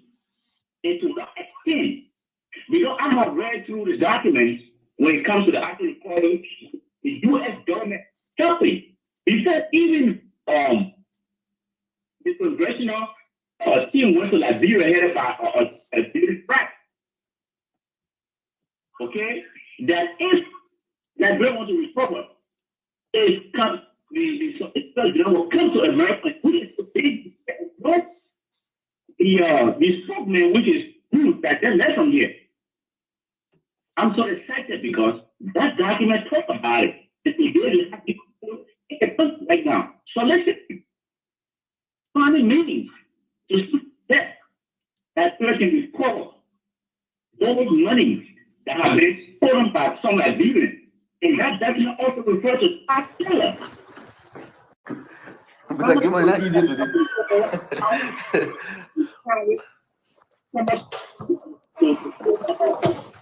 400 million. It's how this transaction to the FBI bank in America here. So those things are there. Those information are there. If the council I said today, and along with the Solicitor General, Liberia is getting to a point. Liberia is on our town. That critics, opposition, haters, Lord will be shut. They will not be able to talk to about it. It's and disgrace. This is tough. So let us consider the 12. Let us consider, I guess, of the guy because you don't know what's going on. This person means something. Is the taking the thing that they just beat it down. They're worried. I'm worried. They don't know it. They know it. The person was free. Does not again.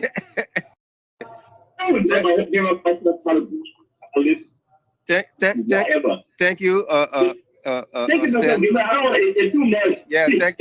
thank you very much. You're welcome. Let me go to Dixon Gonga on video, and then I'll come to Sis Mariah in the back room. Call the back room at 774-220-4000. Use the access code 645-551#. All right. Mr. Gonga, welcome. Oh, thank you, Mr. Gamer. How am I getting all the Louisville people lined up? Stanley George from Louisville. I know. You from Louisville. Since Mariah in the back room, she from Louisville. I know. That's coincidence. Yeah, I mean, actually, I don't think it's a coincidence because we are regular follower of this show. It's right. Yeah. So, but I want to tell you, thank you for the opportunity. You called me on today, man. I'm sorry, I was kind of like busy at work. Right. Yeah. So, thank you very much for inviting those people who are level-headed, who have the experience, who know this job, come over here to provide, information regarding this asset or declaration, or how we call it, that going to bring something back to our country. Like the young man there, you can see the prospect in his face. You can see that zealousness. You can see that he really wants to do something. The young man on the camera now, or Lafayette, I don't know, GOULD. Lafayette GOULD, yeah. I know he's related to the guy that passed away. The other guy. He probably is. Okay. Yeah. So you can see that spirit of nationalism in this young man wanting to leave his mark. And something he said tonight that really make my feelings to show that yes, indeed, what he's saying means that he said, even if it is $1, he said, even if it's $1 that is being recovered, then it means that we are set a pace for another generation. And this is what a patriot, or people who are patriotic or nationalistic, that's what they do. We shouldn't be in the same old thing every day. That government come, government go, we in the same thing, and people are becoming poor every day, and few group of people are becoming rich. Right. It beat my imagination. I didn't see George Lobo to come here to ask questions. I wanted him to have come here to ask those necessary questions, and he said in the back there, fighting with people in his hand, doing all these things. I expected him to come here tonight to ask his colleague, this young man, with a level of experience. I expected him to come here to ask and put feeling aside and sentiment, to put them aside to ask the relevant question. But such a time, such a condition, because I know he will not come. All he wants to speak to people is the triviality, lies. People who are always here. This is the young man who just explained his profile to you. Look at this man profile, how he's rich. That man, he have nothing to lose. He don't care. He don't need to work for Liberian government. He can establish his own friend. He can do his own job and become somebody who he wants to be. Right. But he has chosen country over person. His personal feelings. My point here to us here tonight, let's try to exemplify the good things that are in us so that our country can go better. Like I said to somebody on a show on last, I think it was on last Tuesday. I'm not rich, I'm not boasting. But when I was in Liberia, I felt for my family. I had store in Wolosa. I had taxi running for me. I had motorbike running for me. I was changing money up Mama Point. I had steel mill in Nima County. That every 2 weeks, I get a 15 to 20 Jomo King juice. I was not hungry. My mom was taking care of that one over there. But it brings sorrow to you to see your little child walking from the village, from the town to the village without slipper on their feet, and you having conscience. You will not be satisfied. You will feel as much guilty. So let us put ourselves together and make this place we call our country Liberia to be a better place. You know how many times in the 12 years people went to bed hungry, but nobody see it as a problem. In my community, where I used to live in Clarendon, many persons went to bed with hunger on Christmas Day. But when you ask these guys from across the road, they say, no, nothing happened. Everything was bread and butter. I listened to, I read a paper about Darius Dillon. He said he gave all to Ellen Johnson Sirleaf. Are you serious, my brother? Look at the period. Look at the period you discussing about Ellen Johnson Sirleaf, and look at the period on George Weah. That's two different. You can see the distinction. You can see the distinction. You know how many dollars flowed in that country at the time? And George Weah became a victim of circumstances today. So we have to be very conscious enough and read through the land to make analysis about issue. Look, that whole team, there are people who are really willing to do the Liberian job. And like somebody make a recommendation or I think you have been in place about that fast track code, it will be good. Like nobody want to melt into it and tell you, hey, look, this is my brother, I have the interest. I mean, this is the interest that have killed this country for 170 some more years. Right. This interest issue, we need to graduate for it and see the betterment. Tomorrow, I think tomorrow or the day after, the water pipe, they will be doing a groundbreaking. You know how long? The last time I ever drank pipe ball water in Liberia was 1989 because I was born and raised in a barrack. And guess what? The one we have there is 36 inches. The one they're going to install is 48 inches. So you see, that's the difference right there. I was supplied to over a million people pipe-borne water. See that? Yeah. So, Mr. Gilman, let me just tell you about if you went to the barrel back in the days, they had the old barrel, I mean the old line and the new line. And they used to have the government, they used to have the government pump. The new building that they built before the war could come. They need to have the pump that you know, call a government pump or pump water all in the various houses. I can remember. Yeah, I can remember when a little kid. When you come and think about the beach, you want your parent to be you go on that pump to take the salt water from you. Yeah. But how many of these things happening in our time today? Our children do not even know these things. No. All they know is well water and then stream water, river waters. Some of the water, they are not safe.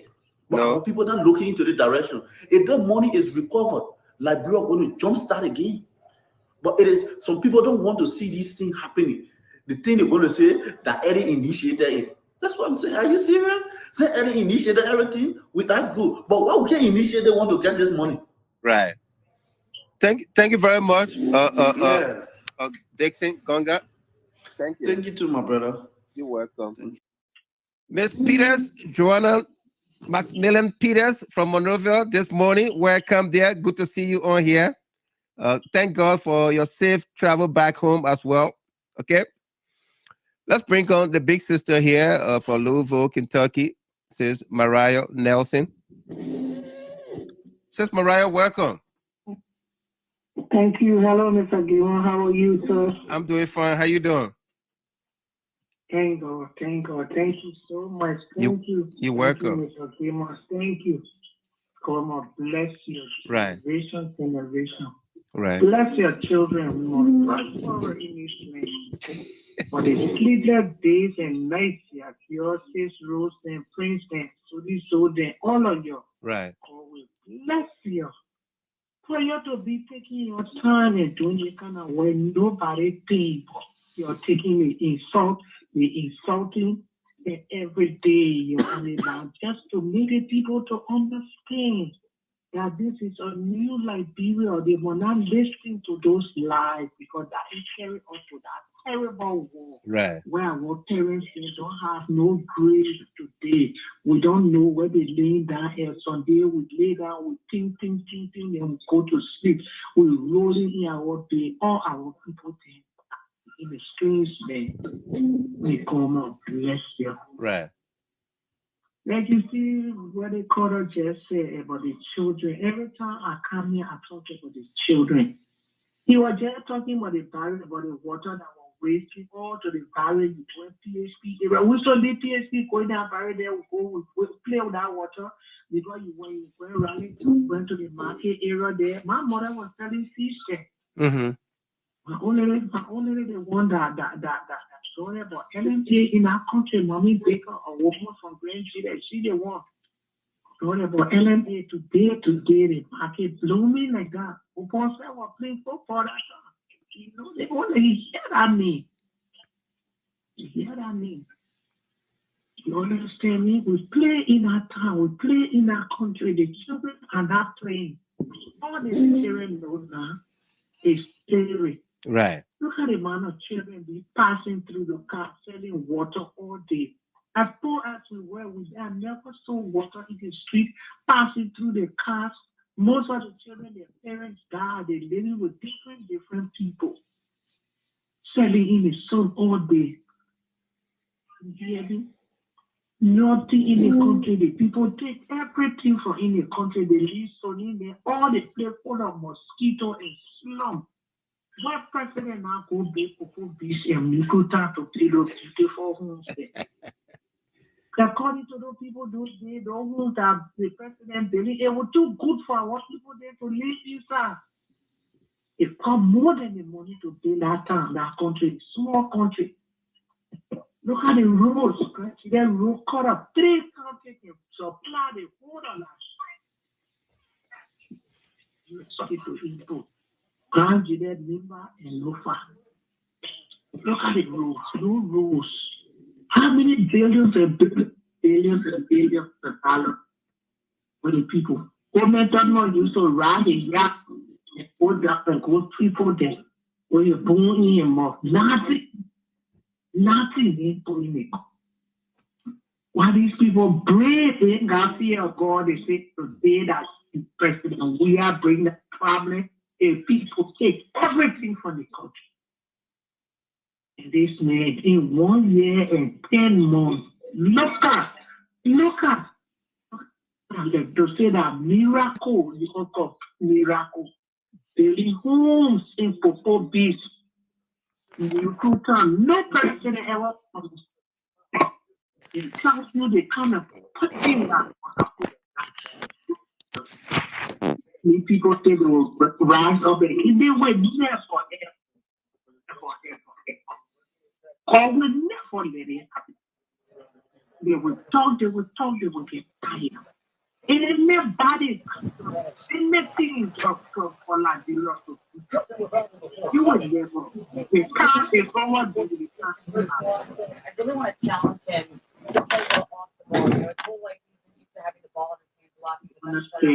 Tagabwe, turn your TV off, please. People need hit more. Less. And leave us alone. Leave the crown people alone. Please, will take the Almighty away. Leave the current people alone. Step on the leopard cage. No. Because when you're pregnant, you step on the cage. You must not try it. So they put political leader them into the back to transport it. And thank you, Mr. Thank you very much. Says Mariah there, Mariah Nelson. Let's go to New York. Amadou Dagabui Blend. Yes. Welcome. Thank you, sir. Good evening and good evening to all as usual. Let me acknowledge the DMO here before you feel that I'm giving you cool shoulders tonight. You know, you must have got to talk after the show. So I'm giving you your cool time. All right, enjoy, chill, enjoy your time. We got more time to talk. Yeah. Zolizo and Goya, you stay here. You stay here. Yeah. Yeah. I thought you listen to the show tonight. What's your takeaway? $4.6 billion conversation tonight. Yeah, actually. Was it worth it? Yeah, it's very worth it, Mr. Gilmore, and I think we'll see more. I'm sure. And the thing is, we are not just being patient, but the opposition getting to know that, you know, it takes time for something good to happen. Right. We are gone too far, you see, in our country, through a lot of ups and downs. So they just need to take time and give peace a chance. Wow. I remember when there was a saying, I heard people saying it because by that time I was not that, you know, I was I was a little bit smaller when the do government took over, but I used to hear my uncle saying that they used to there was a cabinet minister that said you should not expect too much too soon. They said that was a saying around time. Yeah. Yeah, but with this government, I even heard about development from the JFK where they had some equipment that was put there in place. I think to do pathologies or something like that. And yeah. JFK boost of brand new set of equipment. A lab for pathology, for autopsy, everything. They will be able to detect cancer, evaluation, all those stuff. Yeah. Dagabui, are you with me?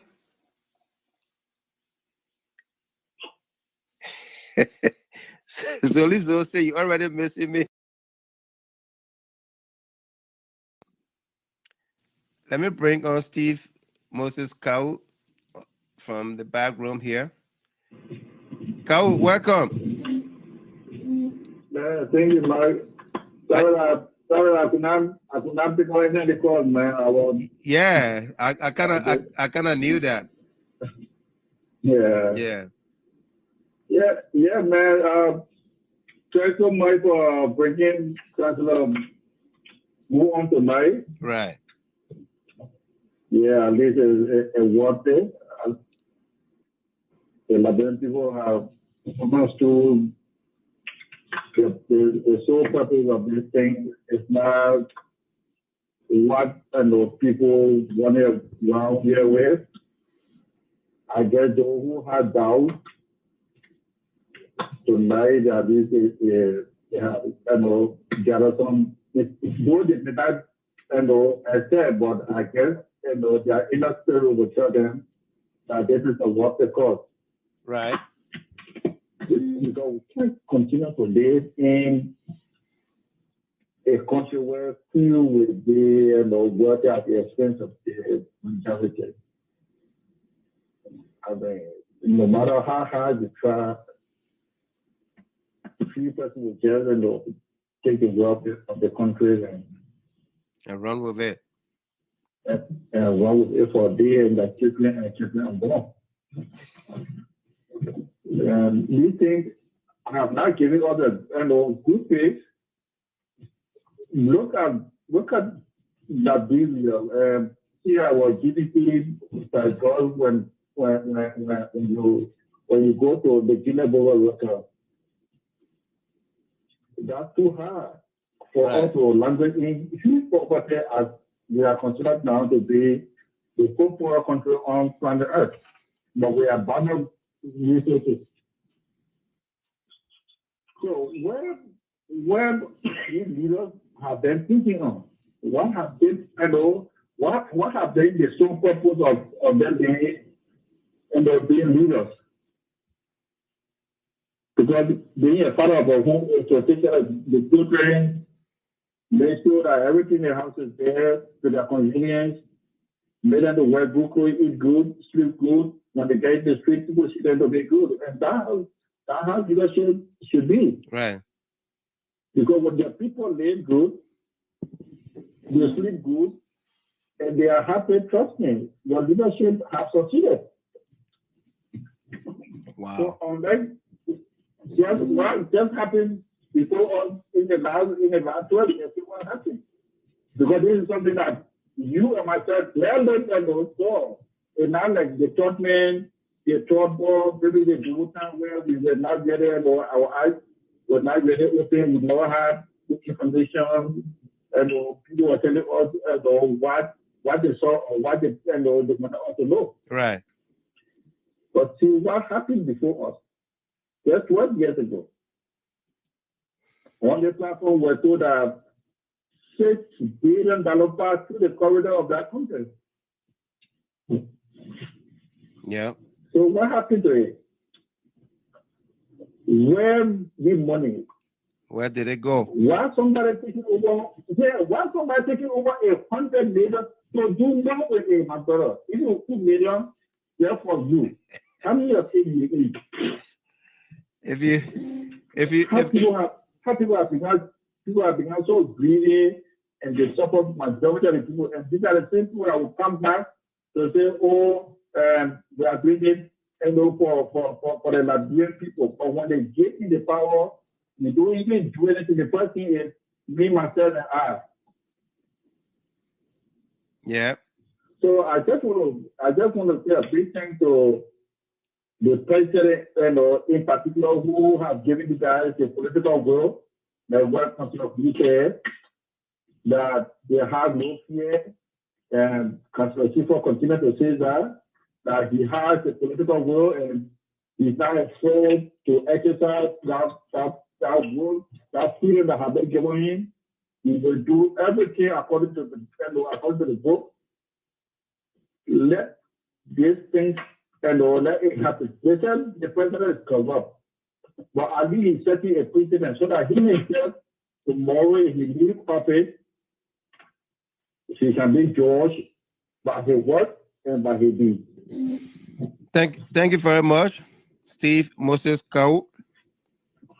Thank you. Tilano Tamasa. Yes, Mr. Chairman, how are you? Naba, let's get your takeaway. Yeah, I mean, firstly, let me extend gratitude to you two, at least to have the great platform and bringing, high profile, personalities that are making up the news back home, right before us, that we can get access to them and ask them questions. And today comes to the goal. I mean, he was so brilliant, right. Answer all those major questions, provide, major clarity as they relate to the unfolding, of the access investigation, resource the recovery team, we just ask them, to continue this because we know the first of this kind, since 1847, where, government will go to prosecute, who the people that have been indicted by others before. And to the extent of where, international terrorism team will be coming to buttress government effort, to recover those assets, within or outside of the country is remarkable. It is. Yeah, and what I believe is the only way we can move forward to achieve this goal is we as Liberians to come on the table with open heart and to give this group a chance, these big patriotic Liberians, a chance to do their work. Because what we believe, when something like this about to happen, and people will come out and start talking about wish on, and people want to do this because some political voted or what have you. But there's a clear manifestation that this government is clearly in the business of doing things on a holistic front. That's why that even, that it makes it so unique, the securement, because the other report that they are discussing today is not other report that this current government initiated. It's past other reports that have been conducted, and completed, that was given to the national legislature and the president. And because of the president lack of political will, I'm talking about the former president. So that's why Ambassador George Whitman, we have to initiate it, to execute it. So right. It's a clear cut that this president or this government is not in the business of which country. It was other reports that were conducted by past administration. So we as Liberians now to come on the table with open heart. Those are the allegedly indicted because other reports does not clearly say that you are guilty. Right. Let us give the people their chance, let us do their investigation, and to their best we can come to the conclusion of this particular matter. Nigeria has already benefited from bidders, US dollar outside from those bad leaders that embezzled and took that money outside. These same methods were used and assets were recovered and was brought back to Nigeria. It has happened to other countries. Liberia is not exempted. So let us pursue this, I believe, $4.6 billion, Mr. Kibble. Right. They can build that country beyond. We're talking about, we're looking for $2.some billion, we're talking about that 4.6. 4.6. So it's very important. It's very we important. We need to support this process to the core. Thank you. Thank you. That's my takeaway, Mr. Kibble. Thank you so much for the opportunity. No doubt. Thank you very much, Delano Tamasa there. Rodney, Peabody, did you speak already? Rodney. Yeah, I think Rodney spoke. I got a caller here on the line from 267. You been on hold. Mr. Eastman, you gonna come on to help me wrap it up? 267-9958. Hello. 267-9958. Hello.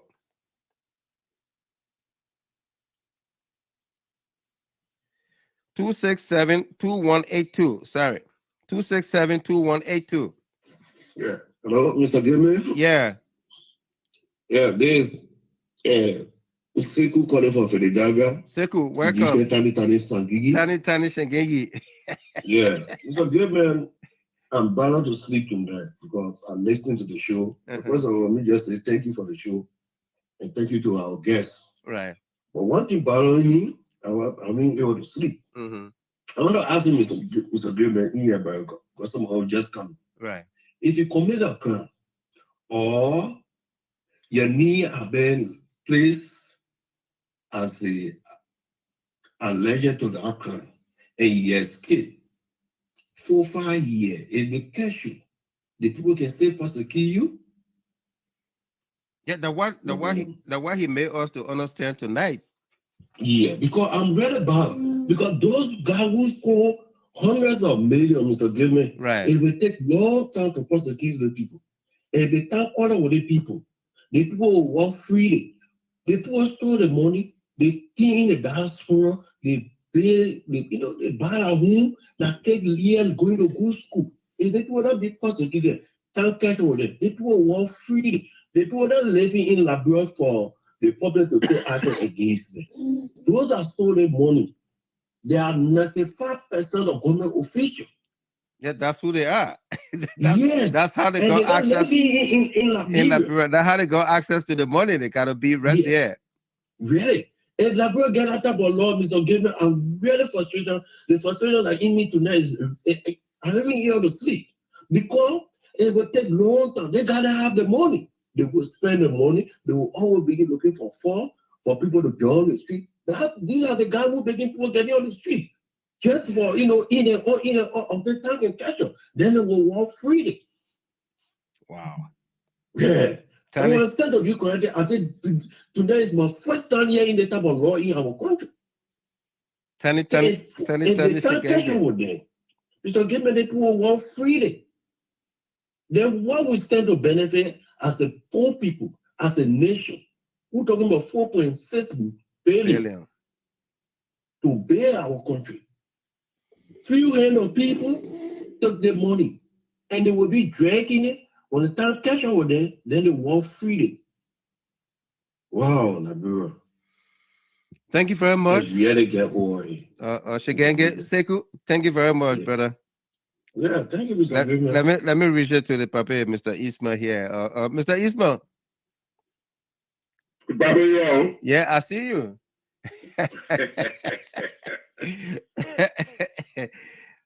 Tani Shigenge, Seku say he can't sleep tonight because folks might be walking free. Oh, sorry, let me bring Ahaj Bewazi. Yeah, Bewazi is on the WhatsApp line before. Yeah, Bewazi, you got. Eh? So you're scheming on me, eh? No, welcome, brother. You know, I bet you see the WhatsApp line today with plenty of people, so I didn't think you were there, but I called you back, so let's get your takeaway before Mr. Isma come in. Sorry, big brother. Let me say thank you very much for the platform and a very, very big thank you to your family.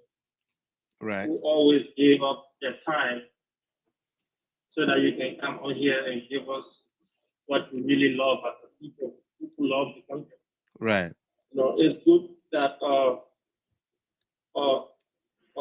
Councilor Gu came out here and gave some clarity.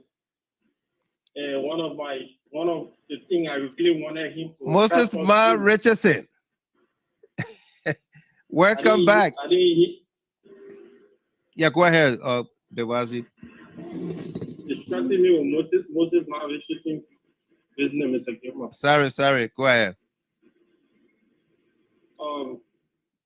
I hope that Councilor Cephas will be able to come on here and give us some clarity, because we need him here, because a lot of people in our country are causing problems, and from there they leave, they go to the US, some of them come to Korea, and some of them go all over the world and make themselves free, and yet they cause problems for people in Liberia. In Liberia, right. As you may know, that a violent protest that took place in in front of Chadley Hospital. We have young Liberians that are in jail right now as we speak, but yet the perpetrator is sitting in America and go to KFC or McDonald's and order for burger and eat it anytime. He can make order anytime. They come right to his doorstep and he eat, and yet those guys are in jail, languishing in jail. So my question would be to him, what is his office doing? Because he is a Solicitor General of the Republic of Liberia. What is his office doing to help bring those people back to Liberia and they face the crime that they committed, putting our young brothers and sisters on the street to cause chaos to go to jail? Anyway, thank you very much, Mr. Gaiman, for the show. We hope to see more of those things coming on this platform. It was our dream to see the platform go as far as BBC and CNN. And we are getting there every day. We are getting there. Thank you very much. Remember 2017, we spoke about this thing, and now we are getting there slowly by slowly. Thank you very much. Slowly. Thank you, everyone. They say softly, softly catch monkey. You can rush on a monkey. Yeah, Mr. Eastman, you welcome there, Moses Ma Richardson. I don't know where you been. Are you back? Yes, welcome, Moses Ma Richardson in Liberia. Yeah, you were in Liberia, yeah. Yes, welcome back, Mr. Richardson. We want to hear your input. Right. You know. Vasiliki's son, Kamara. What's up, my man? Doreen Queen, those of you that requested for that song, it's in your inbox, okay? I'll send it to you. Go ahead, Mr. Eastman. You listen to all the comments. What's your own takeaway? Well, the honorable counselor is providing hope to many Liberians. Liberians feel bad when people get away with impunity, right? Robbing the country resources, and nothing come out of it. And they live their lives, live these lavish lives, while we are left to squander for the pennies and the crumbs. Right. Everyone wants to see us stop to this. Because it doesn't provide hope, it doesn't provide incentive. If you want to suffer for your country to prosper, you will be encouraged when you know that nobody would get away with just taking your hard work and the country resources and nothing come out of it. Right. And we see that it is going to be they are using the past records, and even though he did convey that they foresee some time limitation, some statute limitations. Right. But notwithstanding, they will make sure they blemish the records of those who have done so that they will not be entrusted in the future, with any position of authority where to enable them to do, the same. So throughout, it has provided a beacon of hope that, our resources are now going to be managed better. Right.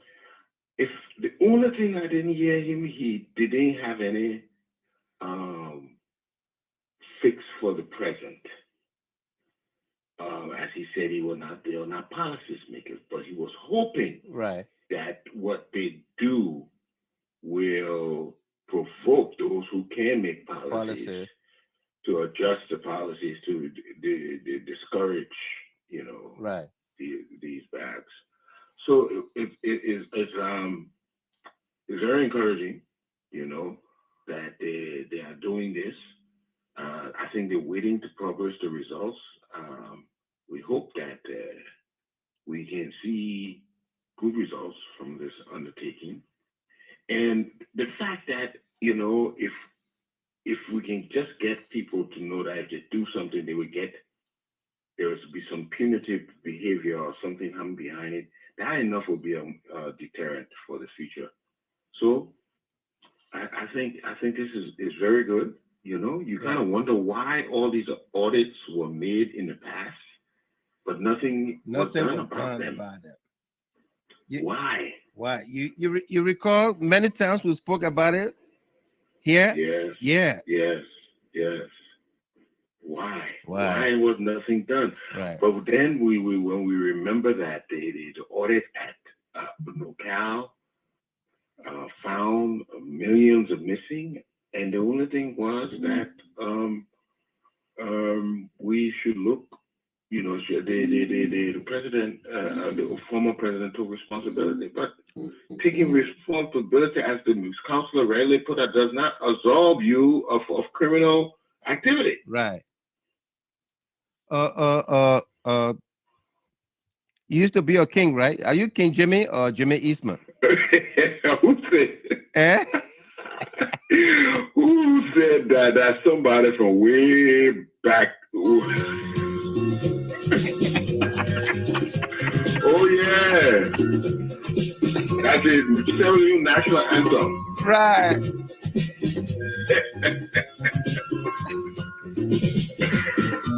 what? Yeah, if you play this at Sierra party, you play song. If you play this to Sierra party, then you do nothing, man.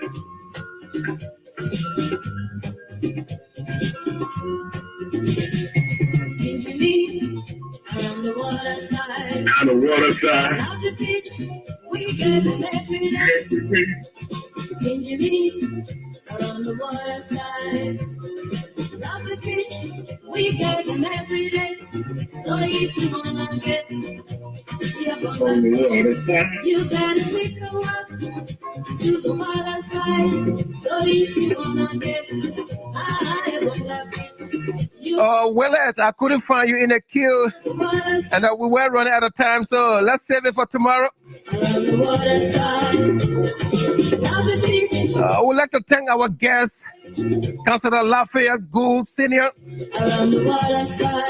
for being so patient with us here tonight, going off and coming back in, making the time for the information that is so required, so desired. All of you, our distributors, those that trended, that called into the show, our co-host couldn't make it, our analysts, led by Mr. Eastman, Josh Toto, after we adore our correspondents, Maki Kai, Patrick Sowa, all of you, our top fans, our followers, our well-wishers, join us tomorrow bright and early for LIB Pidgin English. Around the water side. Love the fish, we get them every day. What do you wanna get? You better take a walk to the water side. So if you wanna get, you're gonna fish. And on Monday, we will play host to the man, Gus Weir, Ambassador Gus Weir. You're welcome there, Willard Kessely. Do have a wonderful good night.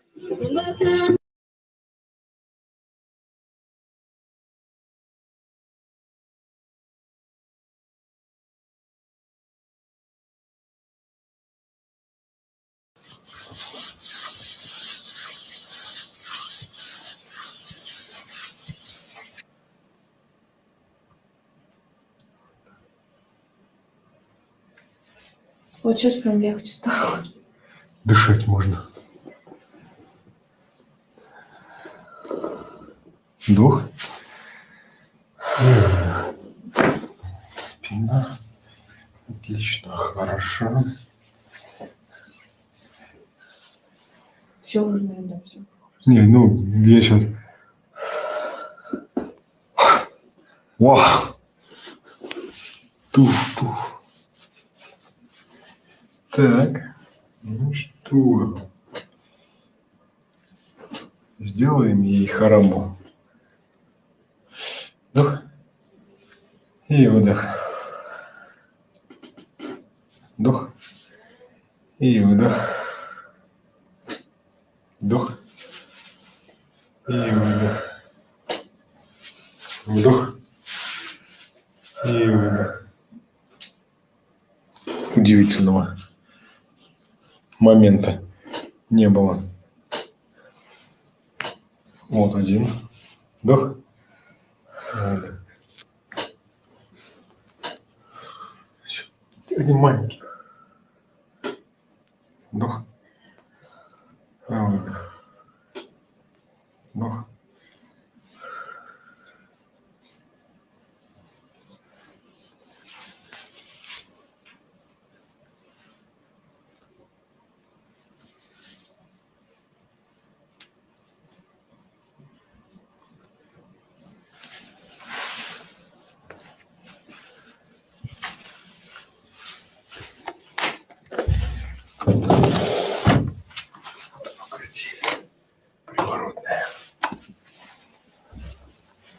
Лиза, как ноги? Хорошо.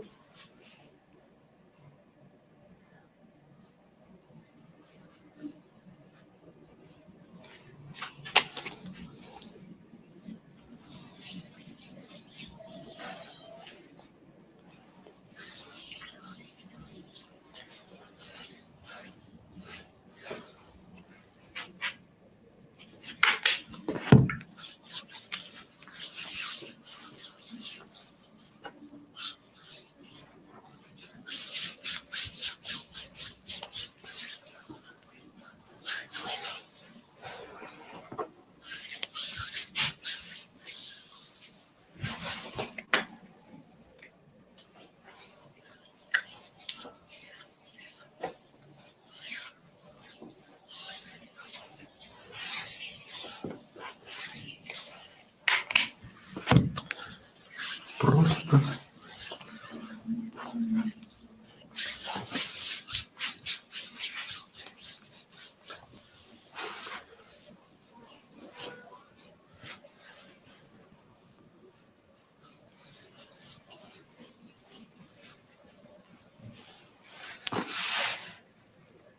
Лиза, ты чувствуешь? Конечно. Что ты ничего не чувствуешь? Я кайфую. Представляете, как можно? Всего лишь пятки я подбил, да? И мышечный спазм Лиза победил.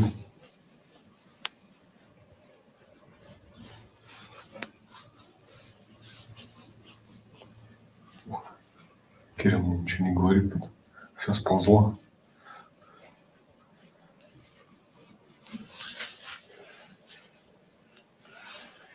Ну вот, при оптимальных манипуляциях, да, при использовании иглоукалывания и расслабления задней поверхности бедра, подошвенной фасции, мы добились желаемого результата. Лиза не реагирует. Ее спина пришла в норму.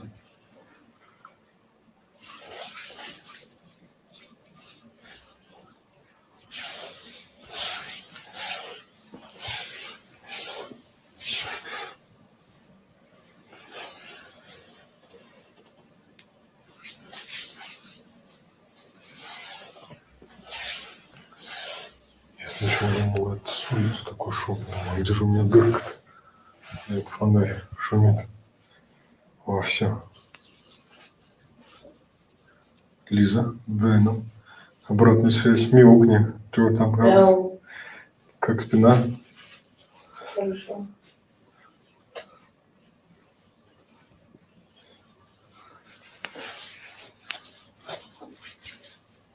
А голова твоя? Голова.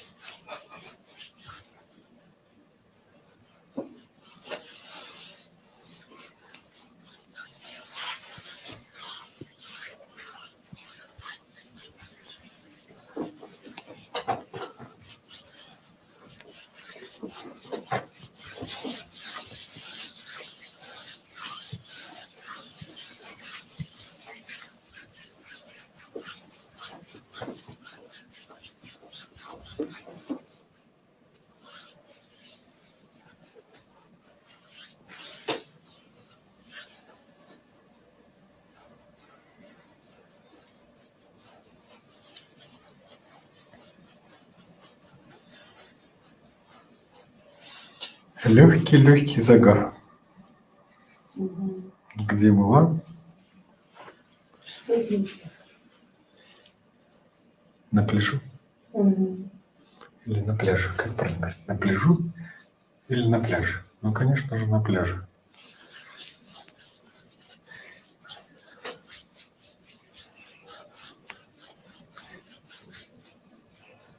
Я, говорит, лежу на пляжу.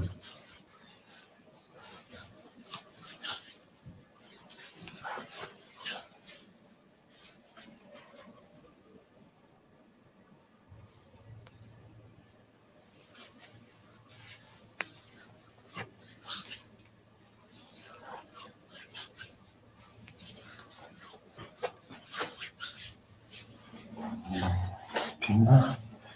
Отлично, хорошо.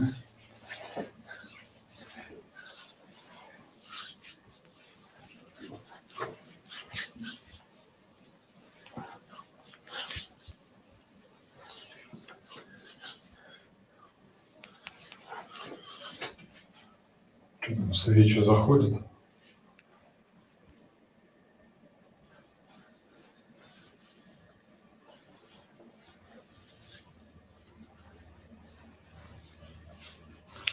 Лиз, ты не будешь возражать? А? Ты не будешь возражать, пока я ноги буду мять, на спину я свечи поставлю. Какие? Из китайской травы. Сначала дополнительно. Ты дополнительно расслабишься.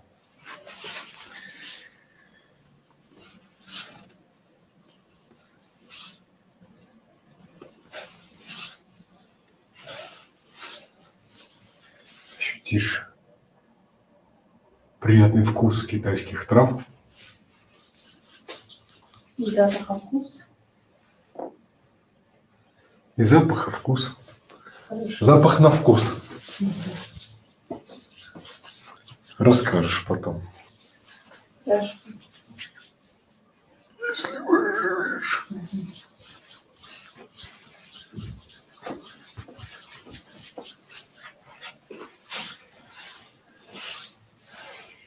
Ну так как? Не болит?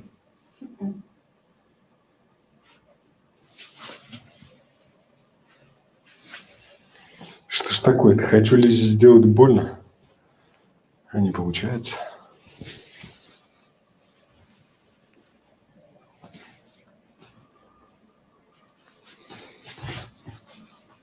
Можно будет, да, положить.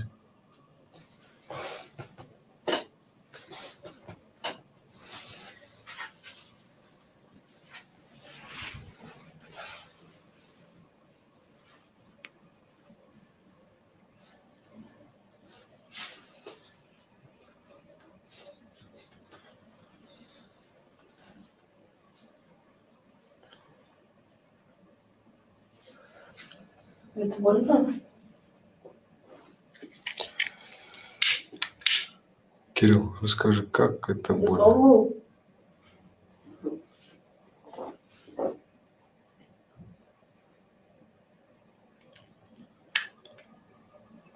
Он зайцев втыкается. Шоу начинается.